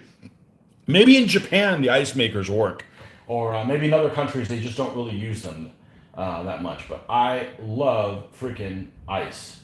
Agreed. Solid ox are in need of a fix. Ireland used to be covered with yellow flowers. Could be the source for yellow dye. Have you ever seen DBA Eastern Woodland Indians in play? No. Like New York Iroquois Nation, Kura-san makes Iroquois. No, I have never seen them play, or the Western ones as well. The ones out in Seattle way. You have Splintered Light and Old Glory Irish, hoping to get some Kura-san. Would you consider doing a session on the compatibility of the various manufacturers? No, because all of the manufacturers I have are compatible. I know that there's some that aren't, but I don't have the figures for that. And it just depends how picky you are. Some people, for instance, they've told me is that they don't like mixing them on the same stand. I do. And sometimes even something extreme is compatible. Exhibit A. I know, I'm not getting any painting done. I don't care. I'm having a blast. I hope you guys are too. Speaking of my Irish, here they are. In a baking pan, ready to put them in the oven. I kid. All right, and I'll show you the compatibility thing. No, I don't want to do that because all the stuff I have is compatible. I don't have any of those damn Romans that wouldn't be compatible. And then some people just, aren't going to find them compatible anyways because they don't like this. They may not be style compatible, but size-wise, sure, because people are different sizes. So let's look at my Irish, I believe they're Auxilia. Here it is. Okay. So my Irish, a good chunk of them are Essex. A good chunk of them. Most of them are. All right. Let's get something that doesn't move, so it's less blurry. Where's Whitey? There we go. This is my little foam divider that I cut a piece off because I thought I was going to use this for as a sponge, but it's way too dense. It's actually a divider for in between Cards Against Humanity. Hey, maybe we should do that. We should do a live game of Cards Against Humanity. No, I enjoy that too much. So that's definitely something you could get banned. If you've ever played that, you know what I'm talking about. Okay, so here's three figures, okay? This guy is, I believe, Alternative Armies. He used to be 15 millimeter Company UK. We have an Essex guy in the middle, and the guy all the way on the end is a museum guy who is massive. He is a massive figure, and he still works. He's the guy that eats all the porridge, and they don't make shoes in his size. But he is damn near 20 millimeter size figure. Now, he doesn't look necessarily that because of the angle that he's at, but he is a rather large figure with a rather large mustache and a wicker shield. So, yeah, all sizes of figures are just about compatible because people are different sizes. Now, I've heard people say, oh, I don't want to use mix the Romans or whatever. Yeah, if I'm doing like Roman legionnaires or something that is standardized, I wouldn't want to mix the sizes either. But pretty much everything is compatible with everything else. Um, some people call them 15s or 18s or style wise. I've got to buy Tin Soldier. A lot of them look like Ziggy. You know the old comic book character Ziggy? They look just like him. They're unrealistic and weird looking, but they paint up great and they've got lots of character. And it's just, at the end of the day, it's just a figure. So I find just about everything compatible. I wouldn't want to, for instance, to use Roman legionnaires that were really, really big and like Celts that were really, really small, because that's just like the opposite of what they were. I think Roman legionnaires, if I didn't have any, I think buying the ones from Peter Pig are awesome because Peter Pig tends to make smaller figures. So you got Romans that are smaller than, say, some Germans or Gauls that would be bigger than that. Same thing, my samurai. My samurai are beautiful figures by Peter Pig. They're Peter Pig. They're small. Well, they're Japanese. I mean, they're smaller than people in Germany. It's just the fact. So anywho, no kidding. My ice maker loves scaring the hell out of me nightly. Everybody has an ice maker that sucks. It makes fine ice, but it's like the mouth is too big and the chunks are too big. I want an ice maker that makes like that shaved ice or the little pellets, because I would love that. People come in different sizes. Yeah, they look like garden gnomes. They do. You once have a demo game of the Sioux versus Custer at Little Bighorn, 15 millimeter on a table that was 8 by 12, complete with the Indian camp. You mean the Native American camp, or whatever they call them now, because that might be offensive too. I still call them Indians. Good thing Columbus wasn't looking for something else, or they'd be called something different, If he was looking for Australia, I don't know if Australia was I don't think Australia was discovered by the Europeans yet. There we go. They would have been called Australians had it had. Yeah, they're different sizes. And then people have. I'm not that picky about things. I know one person that literally went on a rant because there's some nations that people have extremely strong opinions about, and I don't mean modern day. I mean like old times. And one of them is the Mongols. I know many people that are like Mongol lovers. You Mongol lover. No, but to the point where they just refuse to, those Mongol horses are too big. They should all be ponies. Well, even the armored ones. Well, it's very few. It's rare to find the right. If that's the case, it's rare to find the right size Mongol horses. If you're looking for really small ones, I've got ones by museum that are really small, but then the ones that are armored for like the guard cavalry that they used are like normal size horses. So I'm okay with that. That's not my religion where I've got to have them a certain way. But people feel really strongly about them. I also heard somebody saying the same thing about Norman horses. Like, no, the horses the Normans used in 1066, they're way too big. They need to be like ponies because of this, that, and the other. And there's this many hands tall. And I'm like, yeah, I don't, Yeah, Tin Soldier heads are too big for my taste. They really are. They really are. But I mixed Tin Soldier figures with a Zeiston guy. Here we go. More show and tell. I'll show you here. Let's go grab it.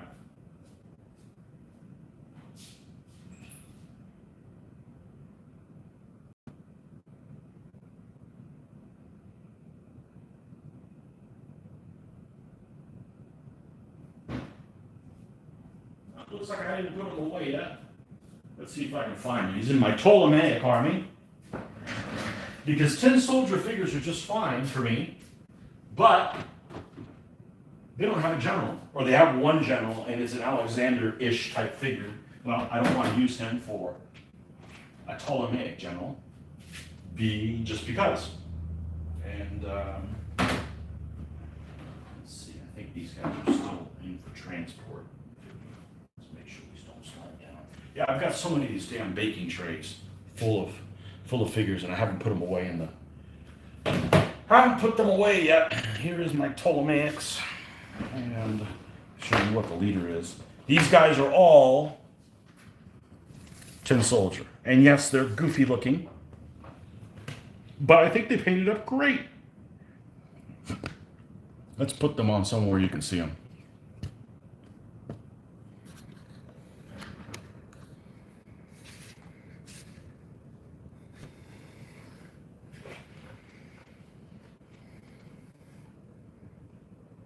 And I wanted one to have the banner on there, so I used a Zeiston figure stuck in there. And yes, they have a different look.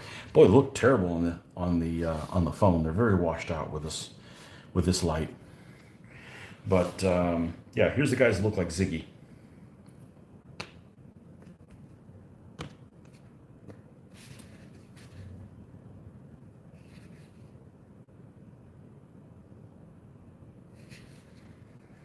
They're cute little gnomes.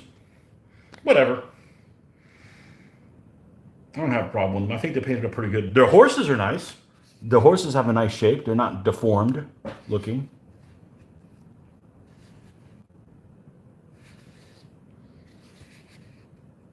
Custom painted some of those Ptolemaic eagles on there.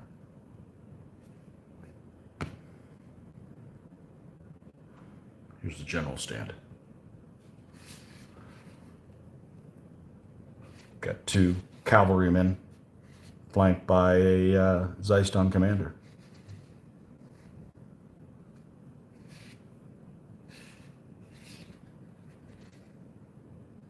Little symbols there on the. As nice as these are, I think I would just do a much better job now. I don't know. I guess painting keeps getting better, as it should. But I like the tin soldier figures. And here's the elephant, which I had to order from, as I wanted a forest elephant, specifically from, what do they used to be called? Donington. And yeah, this thing cost a small fortune shipping this across that pond there. But I wanted a forest elephant with that particular type of turret on it. I didn't want a Carthaginian one.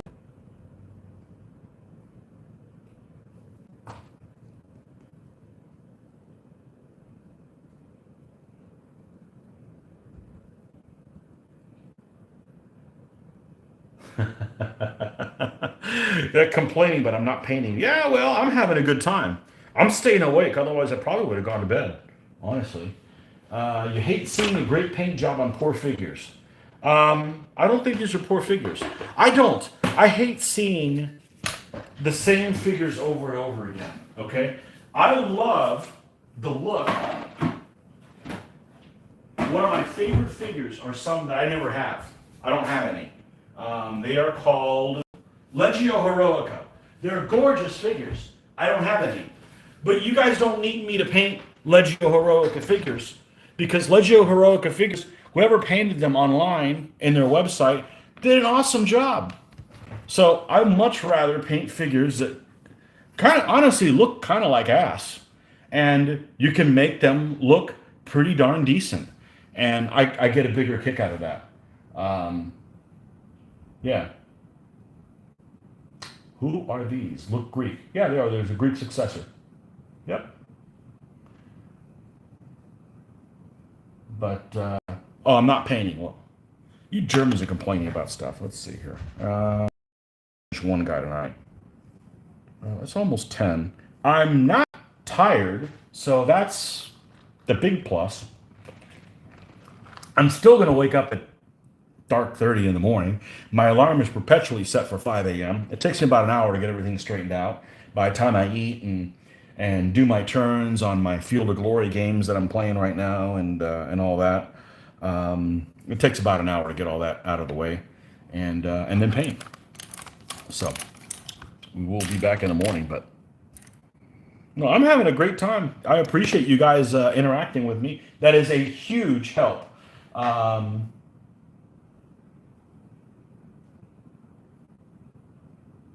I absolutely love when manufacturers have painted examples of their products on the website better than unpainted and way better than no picture at all. Well, sometimes painted is worse because if they get the wrong painter. Um, you don't understand how someone can put up a listing without a picture. I don't either. Um, yeah, I don't either. There was a vendor the first time I went to Historicon. They're out of business now, obviously, because you can see what their business model is here in a few minutes. Although there's a company called Navwar that's still in business, and they do, in my opinion, non-user friendly ways of doing things. And well, they don't have anything I want, fortunately, so I don't have to deal with their what would be the word? Wait, deal with their gymnastics that I would have to do to order stuff from them. But there was a vendor at Historicon, and he wouldn't. I'm like, oh, you carry museum figures. He carried museum figures, and he sold them by the each. Which, if you know anything about me, that's what I want, because I'm going to mix and match all the figures. So I don't mind having four of this manufacturer and four of this one and this figure and that one, and I want to buy them by the each, right? I don't need 8 of the same damn pose. So he's selling them by the each, but he didn't take credit card or debit card or PayPal or internet orders through email. So you could only, when you bought them in person, you only took cash. Okay. But when you mail ordered, you had to send him a snail mail your order with a check. Well, I got news for you. I don't remember the last time I wrote a check for my hobby supplies, and I'm not gonna write a check for hobby supplies. It's a pain in the ass. You wait 3 or 4 days for your note to get there, and who knows when they receive it, because it might be like in a pile of mail. That's just like wasted time. Like, dude, start working on my order, you know? And the excuse that, oh, I can't take credit cards. Dude, you can pay me with PayPal. I mean, yeah, you take a hit from PayPal, so you just mark the stuff up. It's all right. I mean, I can take credit cards. Why can't a guy that's running a business be able to take that? I don't get it. But you can run your business however the hell you want. You're cutting a lot of folks out of. You need to make it easy for people to spend their money so that they'll spend their money with you. If you start putting a lot of hurdles for them to go over, then it might be like, you know what, this is kind of a pain in the ass. I'll just do something else, So I'm not. I don't know how taking credit cards works, but I know how taking PayPal works. And so just mark things up. Mark things up 10%. Nobody's not going to do business with you because, it goes up 10%. They're not going to do business with you if, like, for instance, Navor, okay? I think Navor, you have to call them with a credit card number. Well, I don't know how much it costs to call the UK, but I have no interest in finding out because I don't use the phone for that. And I don't want to get some massive bill. And they're only open for like 3 hours at a time on like Saturday. And then you have to, no, I'm not doing it. It's not, if you want to live in the 1800s, you live in the 1800s. It's like, I don't need to deal with you. And the owner, hey, you're the owner. You can run your business however the hell you want, but customers are going to shop how they want too. So, I don't get it. So that's even more important than having those pictures. I agree. You should have pictures of your figures, So I'm promoting PayPal, and one of the people on here works for them. I freaking love PayPal. I've never had an issue with them. I'm not doing weird stuff with them though, And yeah, you gotta pay more for them to do the exchange, but whatever. I mean, it's you gotta pay for one of these guys' salary that's on this channel right now. It's okay. I don't mind it. So it costs. What's it cost you? 5%. So mark things up 8%, and now you make it a profit. It's not a big deal. So they're up late in Germany. They want to see action. They've gotten enough action the last 100 years. I was aware of you doing this video. This is my first time tuning in. Awesome. Love it. Yes. Thanks for stopping by, Steve. This is just, us hanging out. I don't like how Essex lists on eBay without details of which units are included in the army. Or is it Noble Knight Games that does that? You can go on Essex website and find the DBA armies, and they literally will break down what codes are in there. Essex didn't used to do that, but they do that now. Question for you, Brits. Do your bank accounts have IBAN numbers? I'm not a Brit. I won't answer that. Don't know what you're talking about. Invest in modern retail technology if you want to do business. Pictures are a must. Ha ha, yes. I have no problem with PayPal, Rick. I've been using it for over 20 years.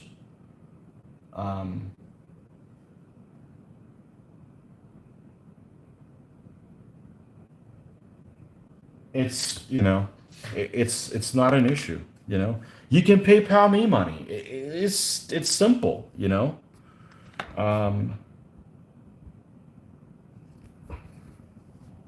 I actually prefer it to using the intermediary. And as a consumer, it costs nothing. I don't know. I've never had a problem with it. Then I don't really use credit cards. I mean, I have them. I carry no cash with me. So pretty much at all times, I don't carry any cash with me. I've got about 3 credit cards, and which I don't use, and a debit card. So I always use debit. So I use cash, but it's invisible, because change is a pain in the ass. You want to end everything in like 47 cents, 32 cents, 31, 24. Well, screw you. I'm not going to carry around change. I don't care about it being dirty or anything. It's just a pain in the ass. You misplace it. It's just a pain. So I'm a big fan of the debit card. Oh, but they can steal all your money. Well, then that's fine. Then I'm not going to go to work and pay for it back. There you go. Joke's on them. I'll stay home and paint.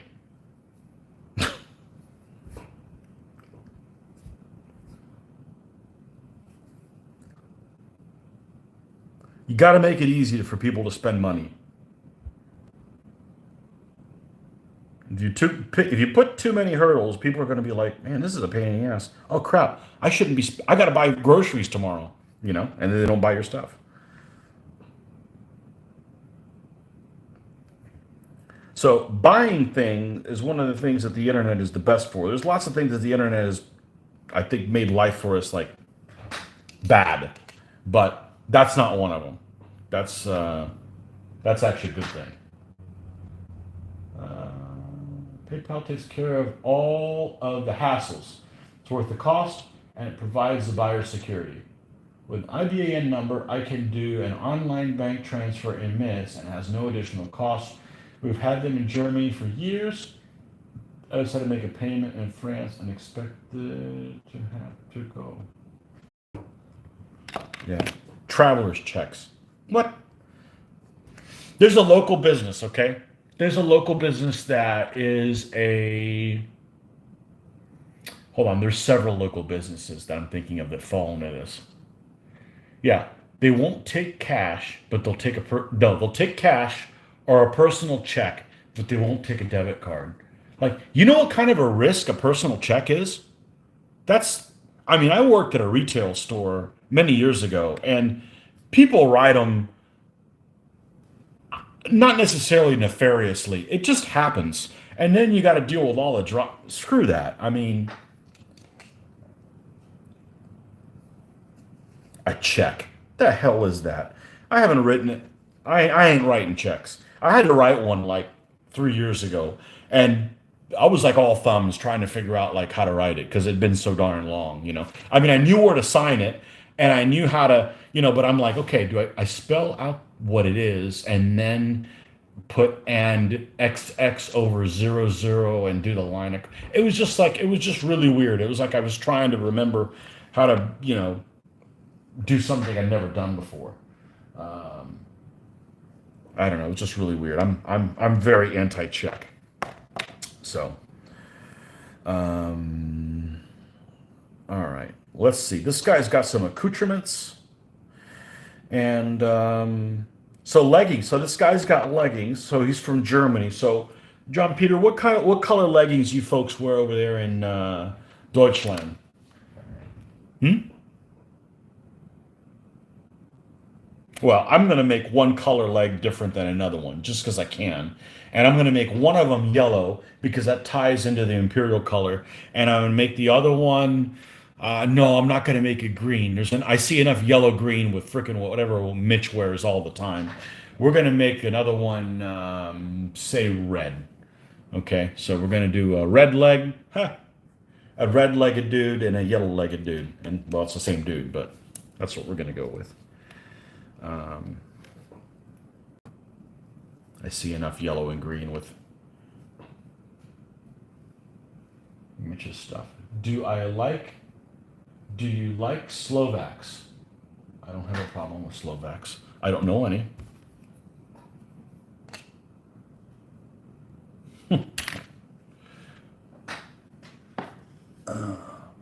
There's bad people in every country. I don't know that I know anybody that's Slovakian. Purple. No, purple's expensive. This guy can't even afford a long-barreled arquebus or whatever the hell this thing is. Hand cannon. This is like pre-arquebus even then. No. You'll see one of those Chinese painting services like a dragon painting service or something like that. A long time ago on eBay, they would post all these armies and like it was like, oh, cool, Persians. And they have like purple everywhere. And it's like, no, that stuff's super expensive. It's only made from, I guess you can't mix red and blue. You would think that it would be like, oh, red's easy to make. Blue's not that uncommon. Mix the two, you got purple. Nope. Can only make it from crushed shells of some snail in the Red Sea. It's only available on third Fridays if there was flooding the month before, something like that. So yeah, you can't, you just can't come up with things out of nowhere for that. Well, I mean, you could, but I got to be able to sleep at night. The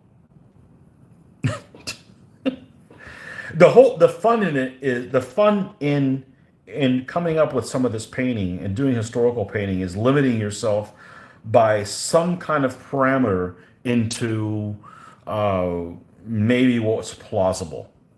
If you could just paint things whatever the hell you want, then well, what's keeping you? Um, but at least that's the choice that I've made. Is purple's very, very, very scant, and that's probably why it's the color of royalty. Is because the materials to get that were very rare and hard to come by.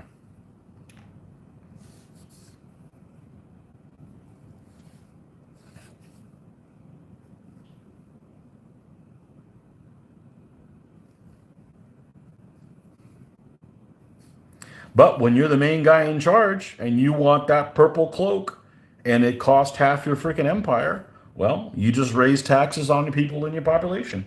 Done. You can have that cloak now.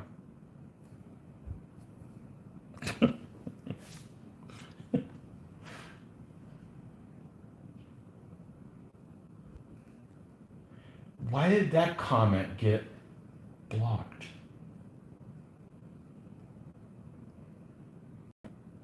You said you were anti-check. Okay, dad jokes. uh,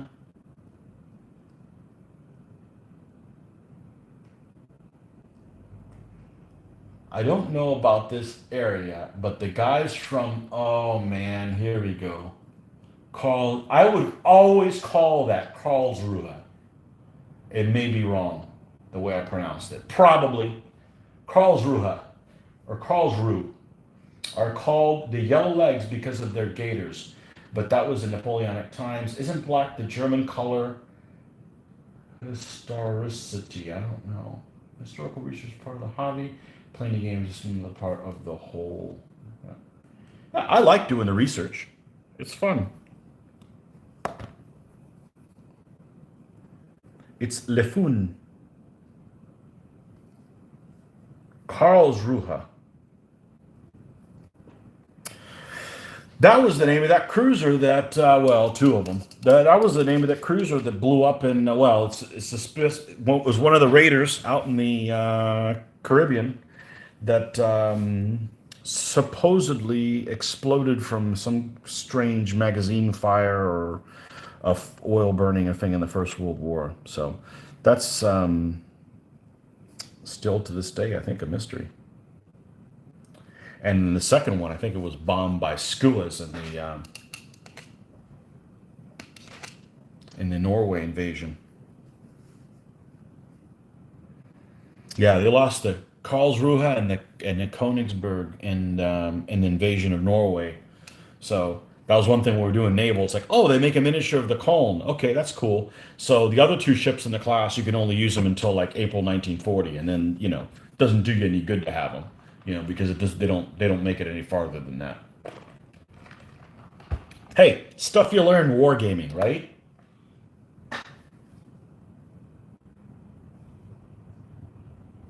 Also, the internet makes research so simple.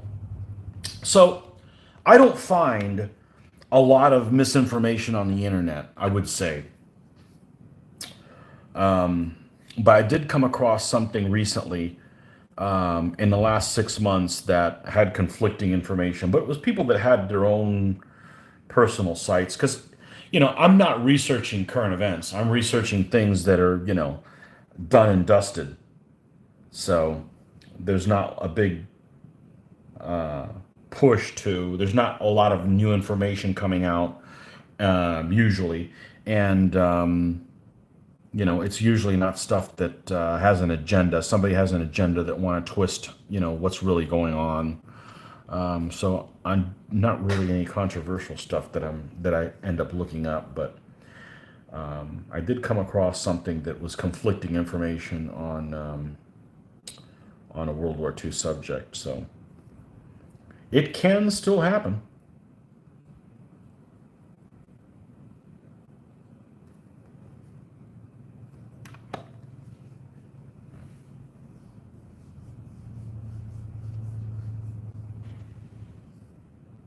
Okay.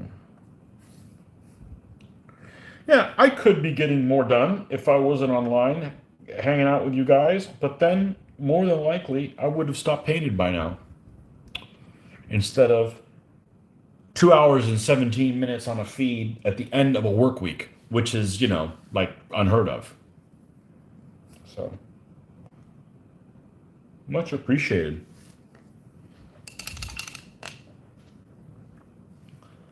Much appreciated.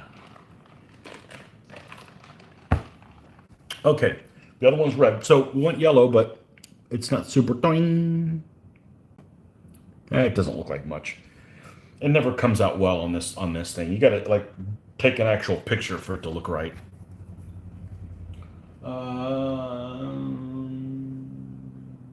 Station near Karlsruhe in Ettingen. Black was commonly used during the Napoleonic times, especially for the gaiters. The colors of the German flag come from the Freikorps uniform of the Napoleonic Wars. Black from the uniform, gold for the buttons. Interesting, did not know that. It's something fun to do on a Friday evening. Yes, my wife always knows where to find me. I'm right here. I don't have any crazy habits. This is plenty enough.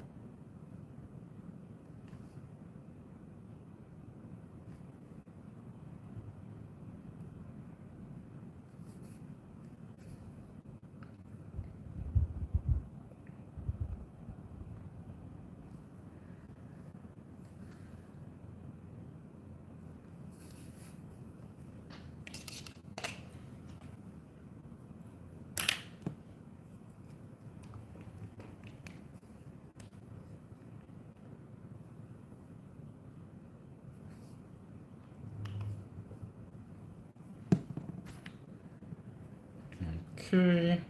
What it read that came out was too watery for some reason.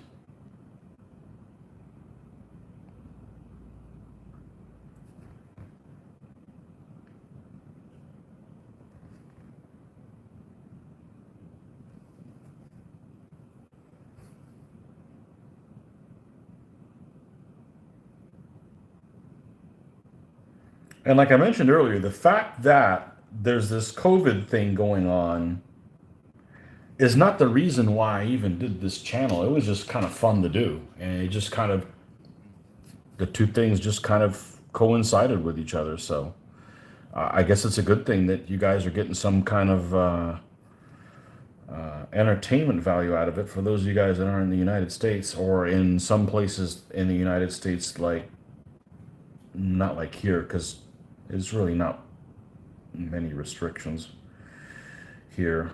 I forget that it's even going on every day because it's not affecting me at work. Thank goodness. I'm challenged enough at work as it is. I don't need more things to worry about, but I'm not really around any people. So the less people I'm around, happier I am anyways. So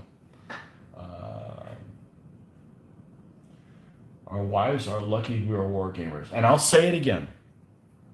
Wargaming is a cheap hobby. It really is. If you have self control, I mean, okay, just buy what you paint and paint what you buy, you know. We all appreciate doing it. Well, somebody had to do it. There's other people that are doing it. And I would watch other people as well. But what happens is when I'm watching YouTube, and I love YouTube. I mean, yes, there's garbage on YouTube, okay, but there's really useful things on there. Cable TV is what's garbage. It's absolutely worthless most of the time.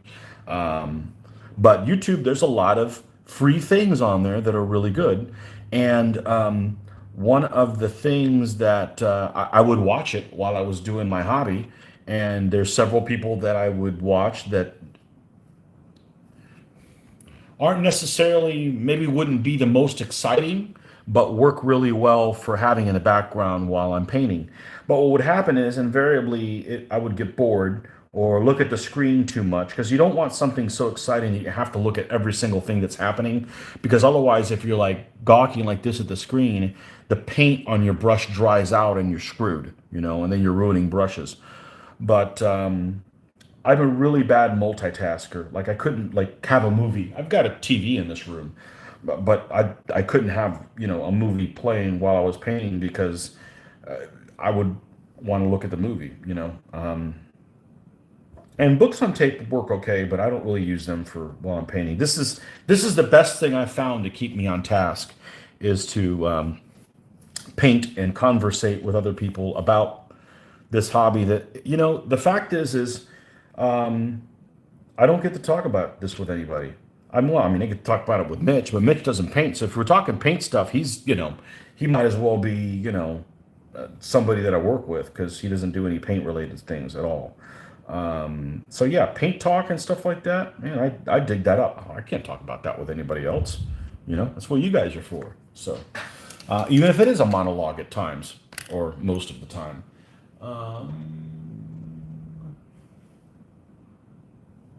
You know you're antisocial if you have a pandemic and it doesn't affect you. Golf is expensive. Fishing can be expensive. Most hobbies are not cheap.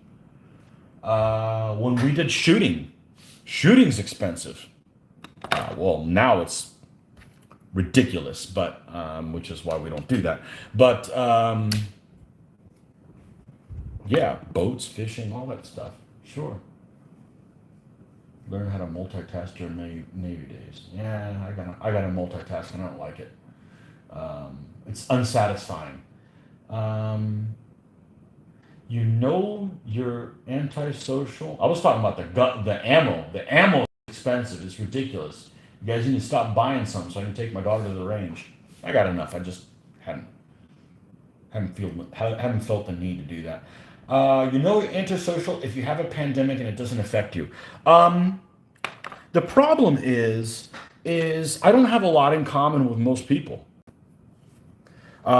People aren't into history. I mean, even if they're not war gamers, okay, and just like be interested in like history, they just don't. They're like in this town, everybody's some sports nut, and I couldn't care. I couldn't care less, you know. So you know, I don't have anything in common with those folks to talk about, you know, because people that like to talk about sports and politics and all that kind of stuff. They like to argue about it, and I don't like to argue about anything. It's just not worth my time. So yeah. So I don't have things in common with most people, because it doesn't even need to be somebody who's who's a war gamer, but just somebody who's interested in history. Because if the stuff I did wasn't historical, I wouldn't do it. Okay, I'm not doing this because I want to play with orcs. Because I don't have any interest in reading about orc stuff. So for me, it's all historical.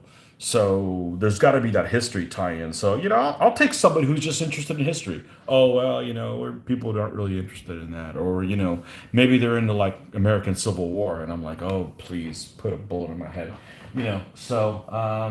Historical reenactment's expensive, absolutely. Well, that's probably going to be a thing of the past. They seem to be banning everything else. So I think we are your kind of people. Absolutely. So yeah, so we get here and I have all this pent up conversation that I don't get to talk to anybody about this stuff that we love. It's I love this stuff. This hobby is amazing. You know,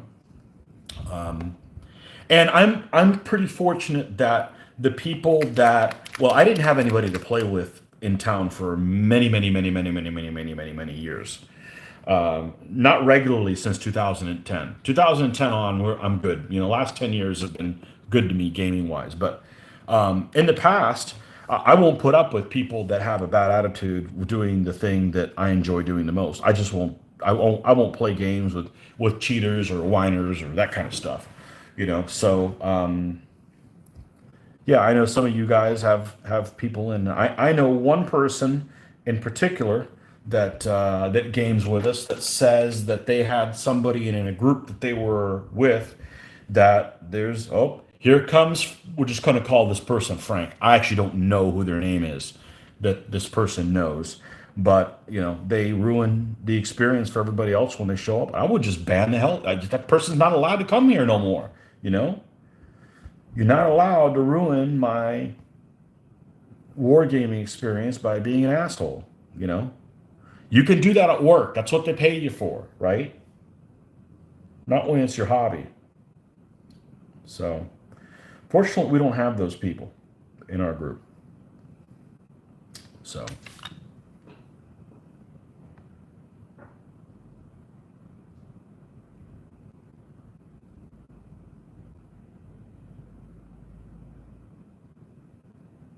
yeah, most people don't know history. Not only do they not know history, they don't want to know about it. Well, you know what? I don't want to know about TikTok people. How about that? Or celebrities, or sports stars, or current events. Really, I don't even pay attention to current events anymore. I just don't. It just not interested. Nothing you can do about it. Not interested.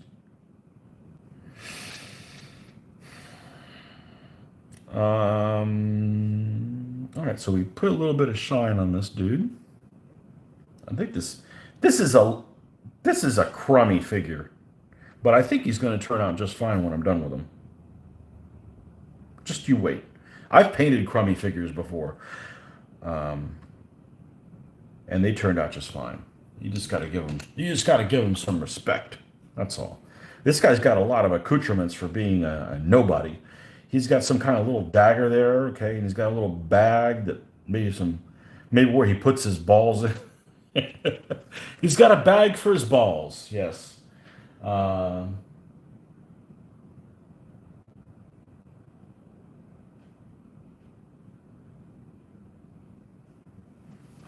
There's someone like that in my group. Give me a name, Rick. Unfortunately, it's a she. She's the wife of one of my longtime best friends. She has the worst attitude imaginable, but has to accompany him to every game night. Why? It sounds like she's not enjoying the experience. I don't get it. I don't get it. Don't make me go to Nebraska and kick that person out of your group. Yeah. Does that person change how your buddy acts when she's around him? Because that's bad too.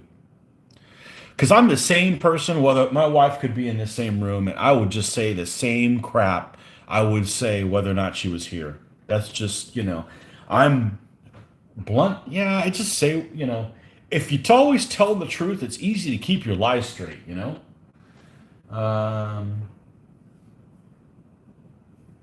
Making something out of nothing. Absolutely.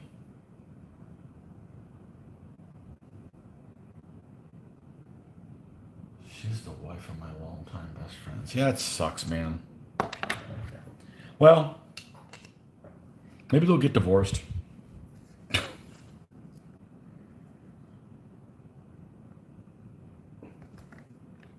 It takes two people, though. I mean, if the other person wants them to come along or doesn't say, hey, don't come along, you're ruining my experience. Some people enjoy being around miserable people.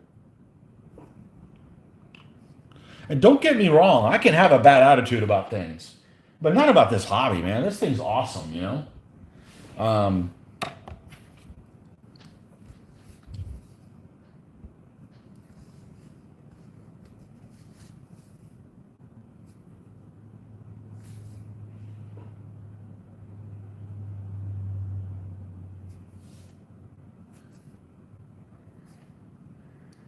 Yeah, I fortunately do not have that problem. I have had some people in our game group many, many years ago that they like to argue, but they're not in our game group anymore. Um,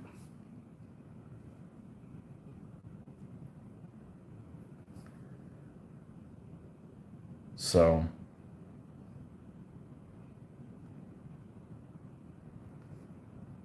this should all be a positive experience. You know, they're not paying us to do this. This is, as I've said this many times before, this is therapy. This keeps me from going crazy and committing crimes. I'm being extremist in saying that, but this is therapy. You know, this feels good when you're doing it. So, especially when you're done. So.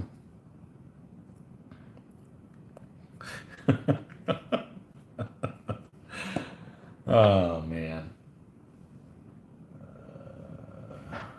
And she would roll her eyes and give you the look like my wife. Oh, I don't care. My wife knew what she's getting into. Yep, she's very controlling. Ugh. In the rare event she's doing something else and get him by himself for a game session, he seems so free. When she's there, she's distracting and criticizing. Okay, here's my Hail Mary pass comment. You ready? Is she short? Yeah, I went there. Oh man, I don't know. I feel for your friend, but oh well.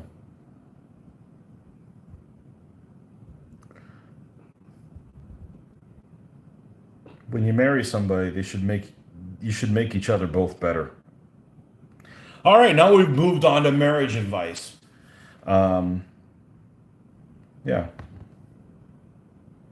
my wife's good at everything that I'm not good at, which is a lot of things. But it's not my job. It certainly isn't painting. It's not history, and it's not directions. So she can have everything else.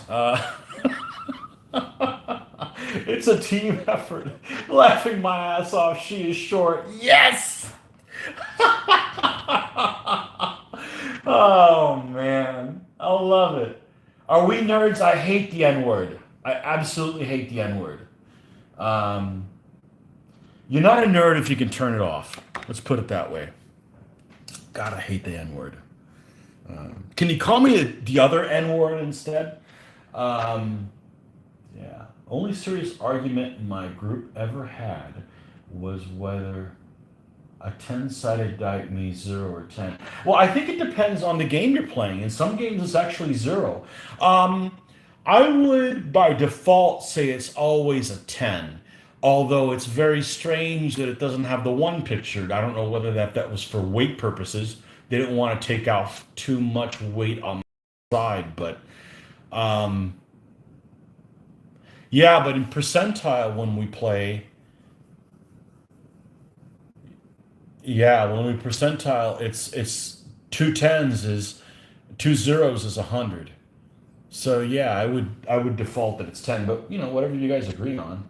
Remember, legend of my own mind, so I'm cool with it. That's what makes a successful marriage. No, we are gamers. I meant 0. Okay, yeah. Um, yeah, I know some people that are gamers, and when they go across the say you're at a game convention, okay, and you go across the street to eat, and you're in game mode, and you go across the street, and you're still in that game mode, like, okay, dude, you need to, it's okay to have fun, but yeah, people do whatever they want, but I do not like the N word.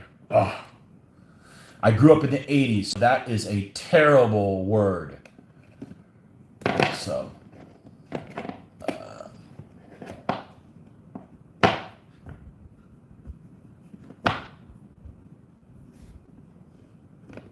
All right.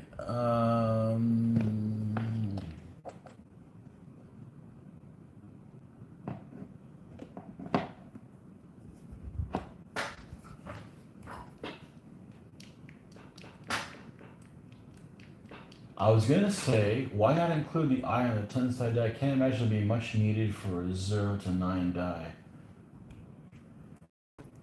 Yeah, I love percentile systems. Loved them. Everything I grew up playing was percentile. When we played Micro Armor, we played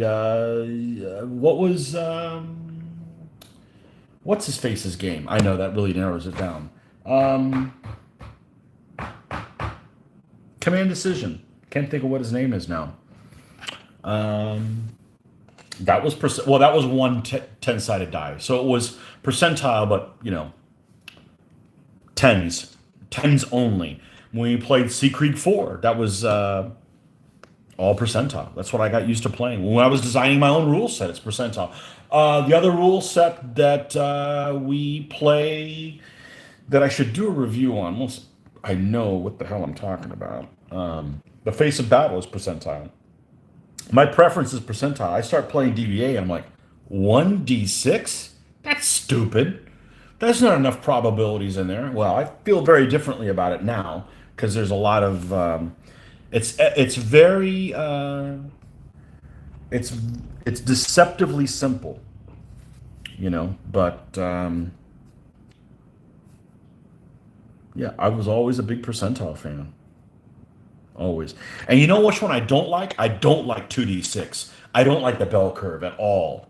And I played many, many games of Squad Leader and Advanced Squad Leader. And nerds get the best jobs and the best women. Maybe not the second part, but,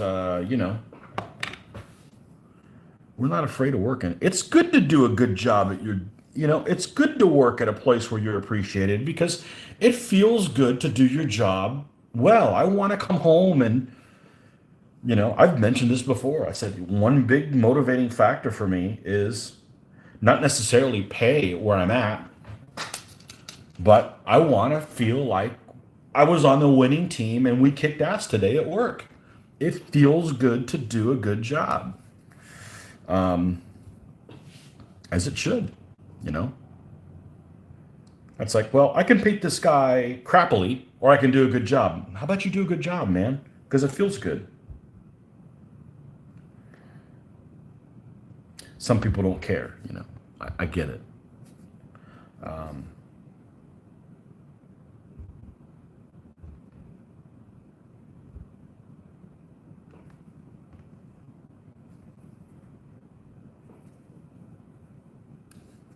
didn't Dr. Seuss come up with an N word in one of his books? That's all his. That's right. Burn all his books now. Now I'm in favor of burning all Dr. Seuss books because he came up with that crap. Although I do call people nerd burglars. That's one of my. I don't know where I got that from.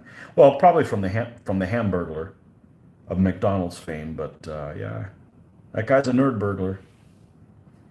Oh well.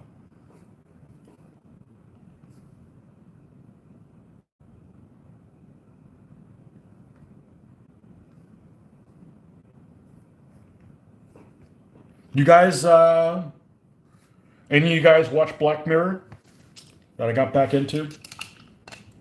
Pretty cool show. This, that reminded me of one episode that I saw yesterday, I think, or whatever. There was a spin-off of Star Trek that was actually had some funny moments in it. Da-da-da-da-da-da. I worked at complete strategist in the early '80s, and when I went to New York, I was right around that area, and I never went to it. But some guys would actually get physical over arguments about rules. They didn't last long. It's just stupid, man. I like games that you roll two dice in order to get an average. I hate doing a good job, then boss makes you feel like crap. Or if you have,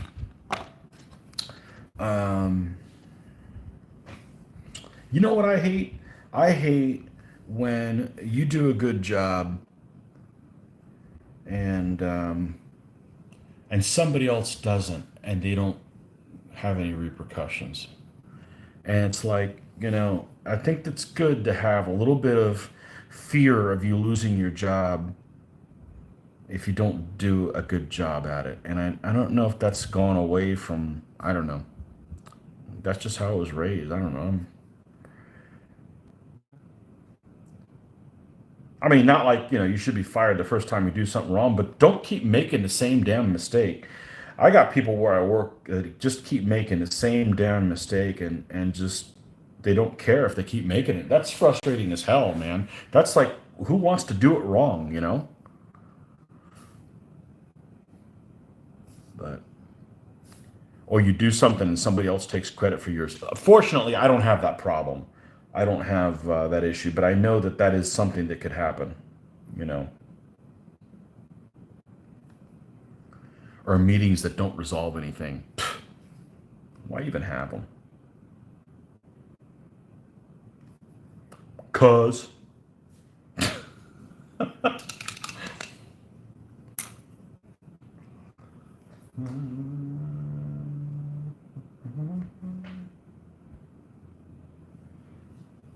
called accountability. All depends on how you were brought up. I don't know. We're not perfect, but it feels good to do things right, damn it.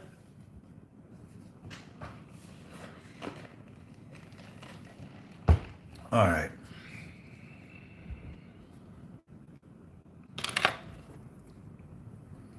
Worst thing about a job is some of us, it is just so darn difficult for us to take time off. Because it's not that we don't have time off, it's just the repercussions of us taking time off just creates a nightmare when you come back. In my situation, I have to leave everything done, and it's done. All you got to do is like, look, you are on the bridge of the Titanic. I have plotted you a course that does not take you through any icebergs. All you got to do is follow this direction, and then they run into a damn iceberg, and you come back, and you're on a sinking ship, and it's like all you had to do is just do this, and they didn't do that, and it's just so difficult to take time off, and we don't get enough of it here in the United States, and then when you do, it's just so difficult to take it off because you know that you're going to have a mess waiting for you. You know, fortunately, I don't think about my job when I'm not there. That's what keeps me sane. So those people that are thinking about their job all the time, I don't know how they do it. They must enjoy what they do for a living a lot more than I do, where they can handle it. But I don't. I fortunately don't think about what I'm doing when I'm not there.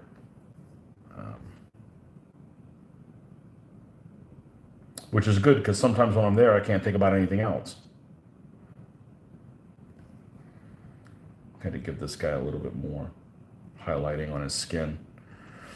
What are we down to? A dagger? Where's my dagger color? No, it's, well, we can use that one. That one will work. Close enough. All right. Well, it's 4:39 here and time for bed. I'll catch up with you later. Okay. Well, I'll see you in about a few hours then. Good night. Always nice having you by, John Peter. We've proven Germans aren't so bad after all. Oh, there's bad and good people everywhere. You guys know that by now.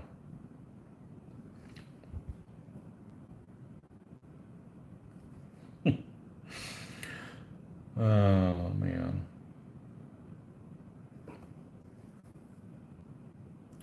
Well, that's good. That means in the morning we'll only have 3 of these bozos to do. We should be able to get these guys done by the weekend. It may be an army I'll get to play on Monday. We'll see. If not, we got other stuff we can use.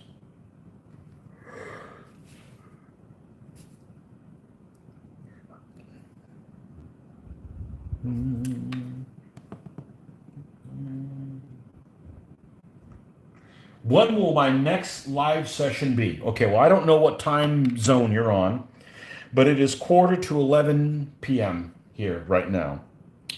And I will be back on about 6 a.m. So in about 7 hours or so, I'll be back on. Hey, if you're subscribed to my channel, click that little bell, and you'll get a notification when I'm online. Looks like I can knock him out. Well, you know, it's all right. It's all right. I'm having a good time, man. You guys woke me up. I appreciate it. You guys woke me up without caffeine, because that's what'll happen. I'll make coffee in the morning, but I don't want to have that now. And then the next thing you know, it's not that I can't get to sleep. It's that I'll wake up multiple times. I won't have rested sleep. So I don't sleep very much, though. I sleep maybe 6 hours a night, maybe. Some nights less. I find sleeping a waste of time. It's a necessary evil, but it's a waste of time. I could be painting or doing something else. Not necessarily watching television. It's not interactive enough.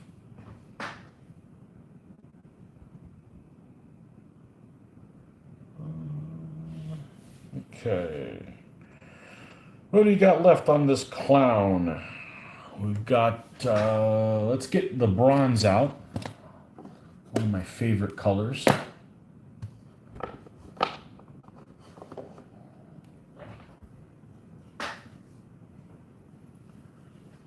You're in New York, but I'll be asleep at 6 a.m. Are you in New York City or New York State? Man, New York's a mess right now, isn't it?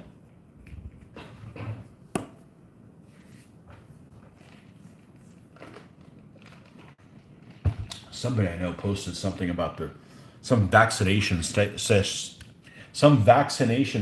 that they were in, and it looked like a picture right out of that video game, The Division. If you guys don't know what I'm talking about, that's also I think it's a shooter, some type shooter or whatever. And takes place because of a virus or that gets transmitted through money, and yeah, ends up being a war zone. You're an old guy. I have to get up a lot to pee. Well, either that or wet the bed.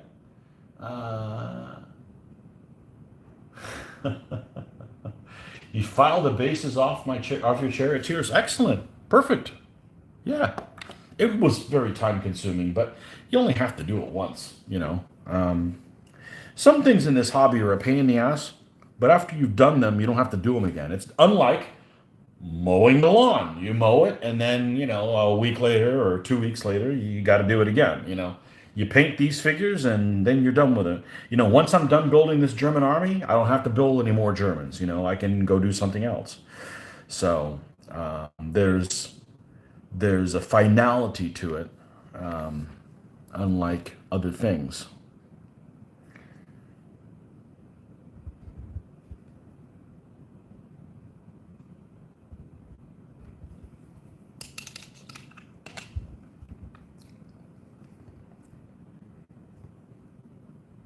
Yeah, I'm not the quickest painter, but man, there's people that are even slower than I am. But it's like, at some point I have to move on to another figure. There are other figures in this army. So, not that I'm trying to rush or anything, but, you can take a little too long for my taste.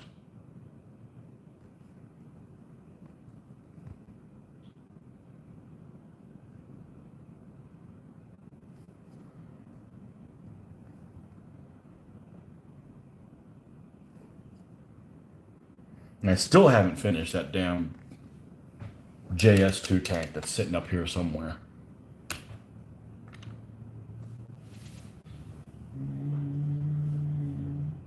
Yonkers, just north of the city. Haven't been there since last year. Which Germans am I doing? I am doing Book 413C. So this is after the 100 Years' War, but before Maximilian. So, yeah, they fight the Hungarians. And they fight the French Ordnance, and they're listed as enemies, let's put it that way.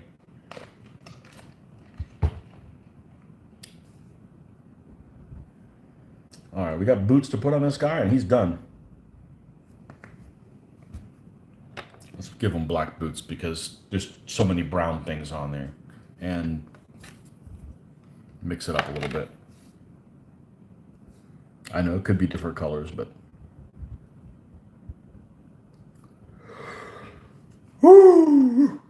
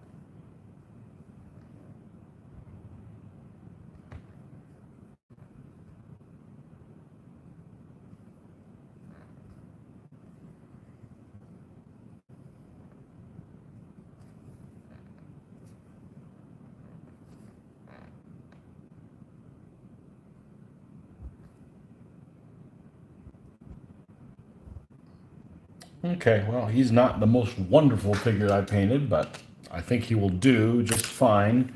Let's put him on something that doesn't bounce around. See if we can get this light to behave. It's washing the color out completely, but...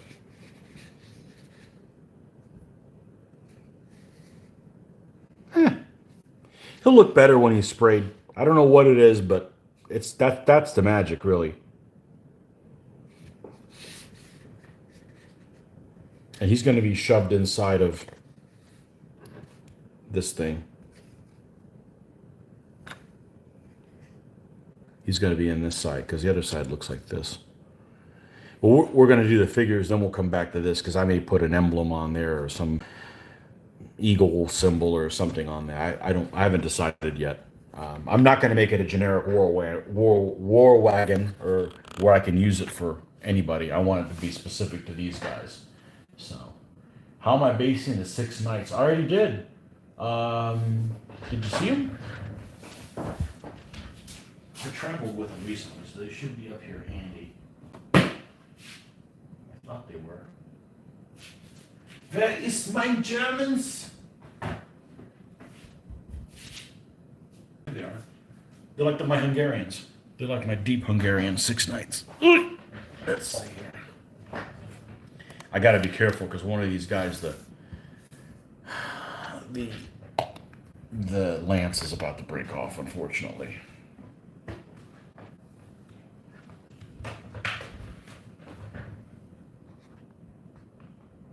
Oh, hold on 1 second. Okay, I didn't miss anything. Let's see. I won't take them out of here. Here we go. Could be enough light for you guys to. Pile of figs in here.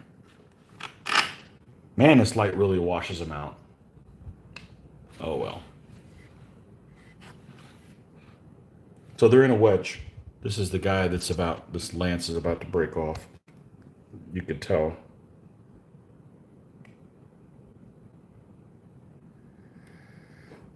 Maybe already did. We'll maybe repair that tomorrow. Anyhow, that's so I've only played 70 games or something with that army, so that's what happens. Yeah, they're in a wedge. So you got the fully armored guys in the front with the fully armored horses for the Germans, and then you've got the non-armored horses in the back. And my Hungarians are here somewhere, aren't they? Yeah, the Hungarians are over here. They're here. There they are. So they have fully armored guys with fully armored horses on the front, and the guys in the back, unarmored horses, and the figures are actually not wearing armor. It's this way. Yeah. Yeah, this is my Germans, my Turks, and my Hungarians. So, in this box. This is when I traveled, this is what we did. This is from that one battle that series of battles with the Hungarians where they played like shit. 40 by 80, yes, they're 40 by 80. That's exactly what they are. 40 by 60. Sorry, 40 by 60. So it's the same as, it's 2 standard nightstands. And my war wagons are on 40 by 40s because I like them square. So.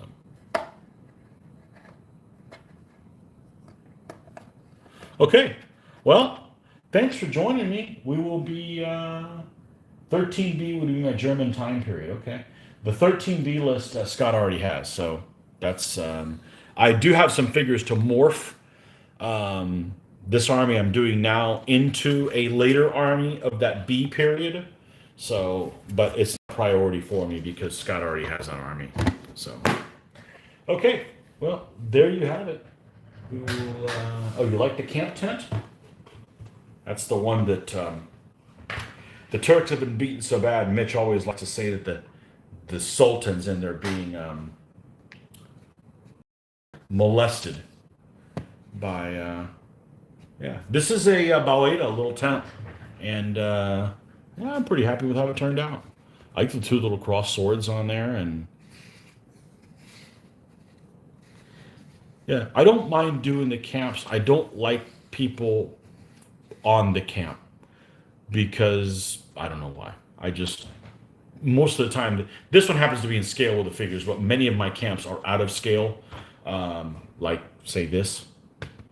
This is, you know, what would this be? 2mm maybe? Assuming it was realistic. Well, if this was 2mm, that tower is freaking tall as hell.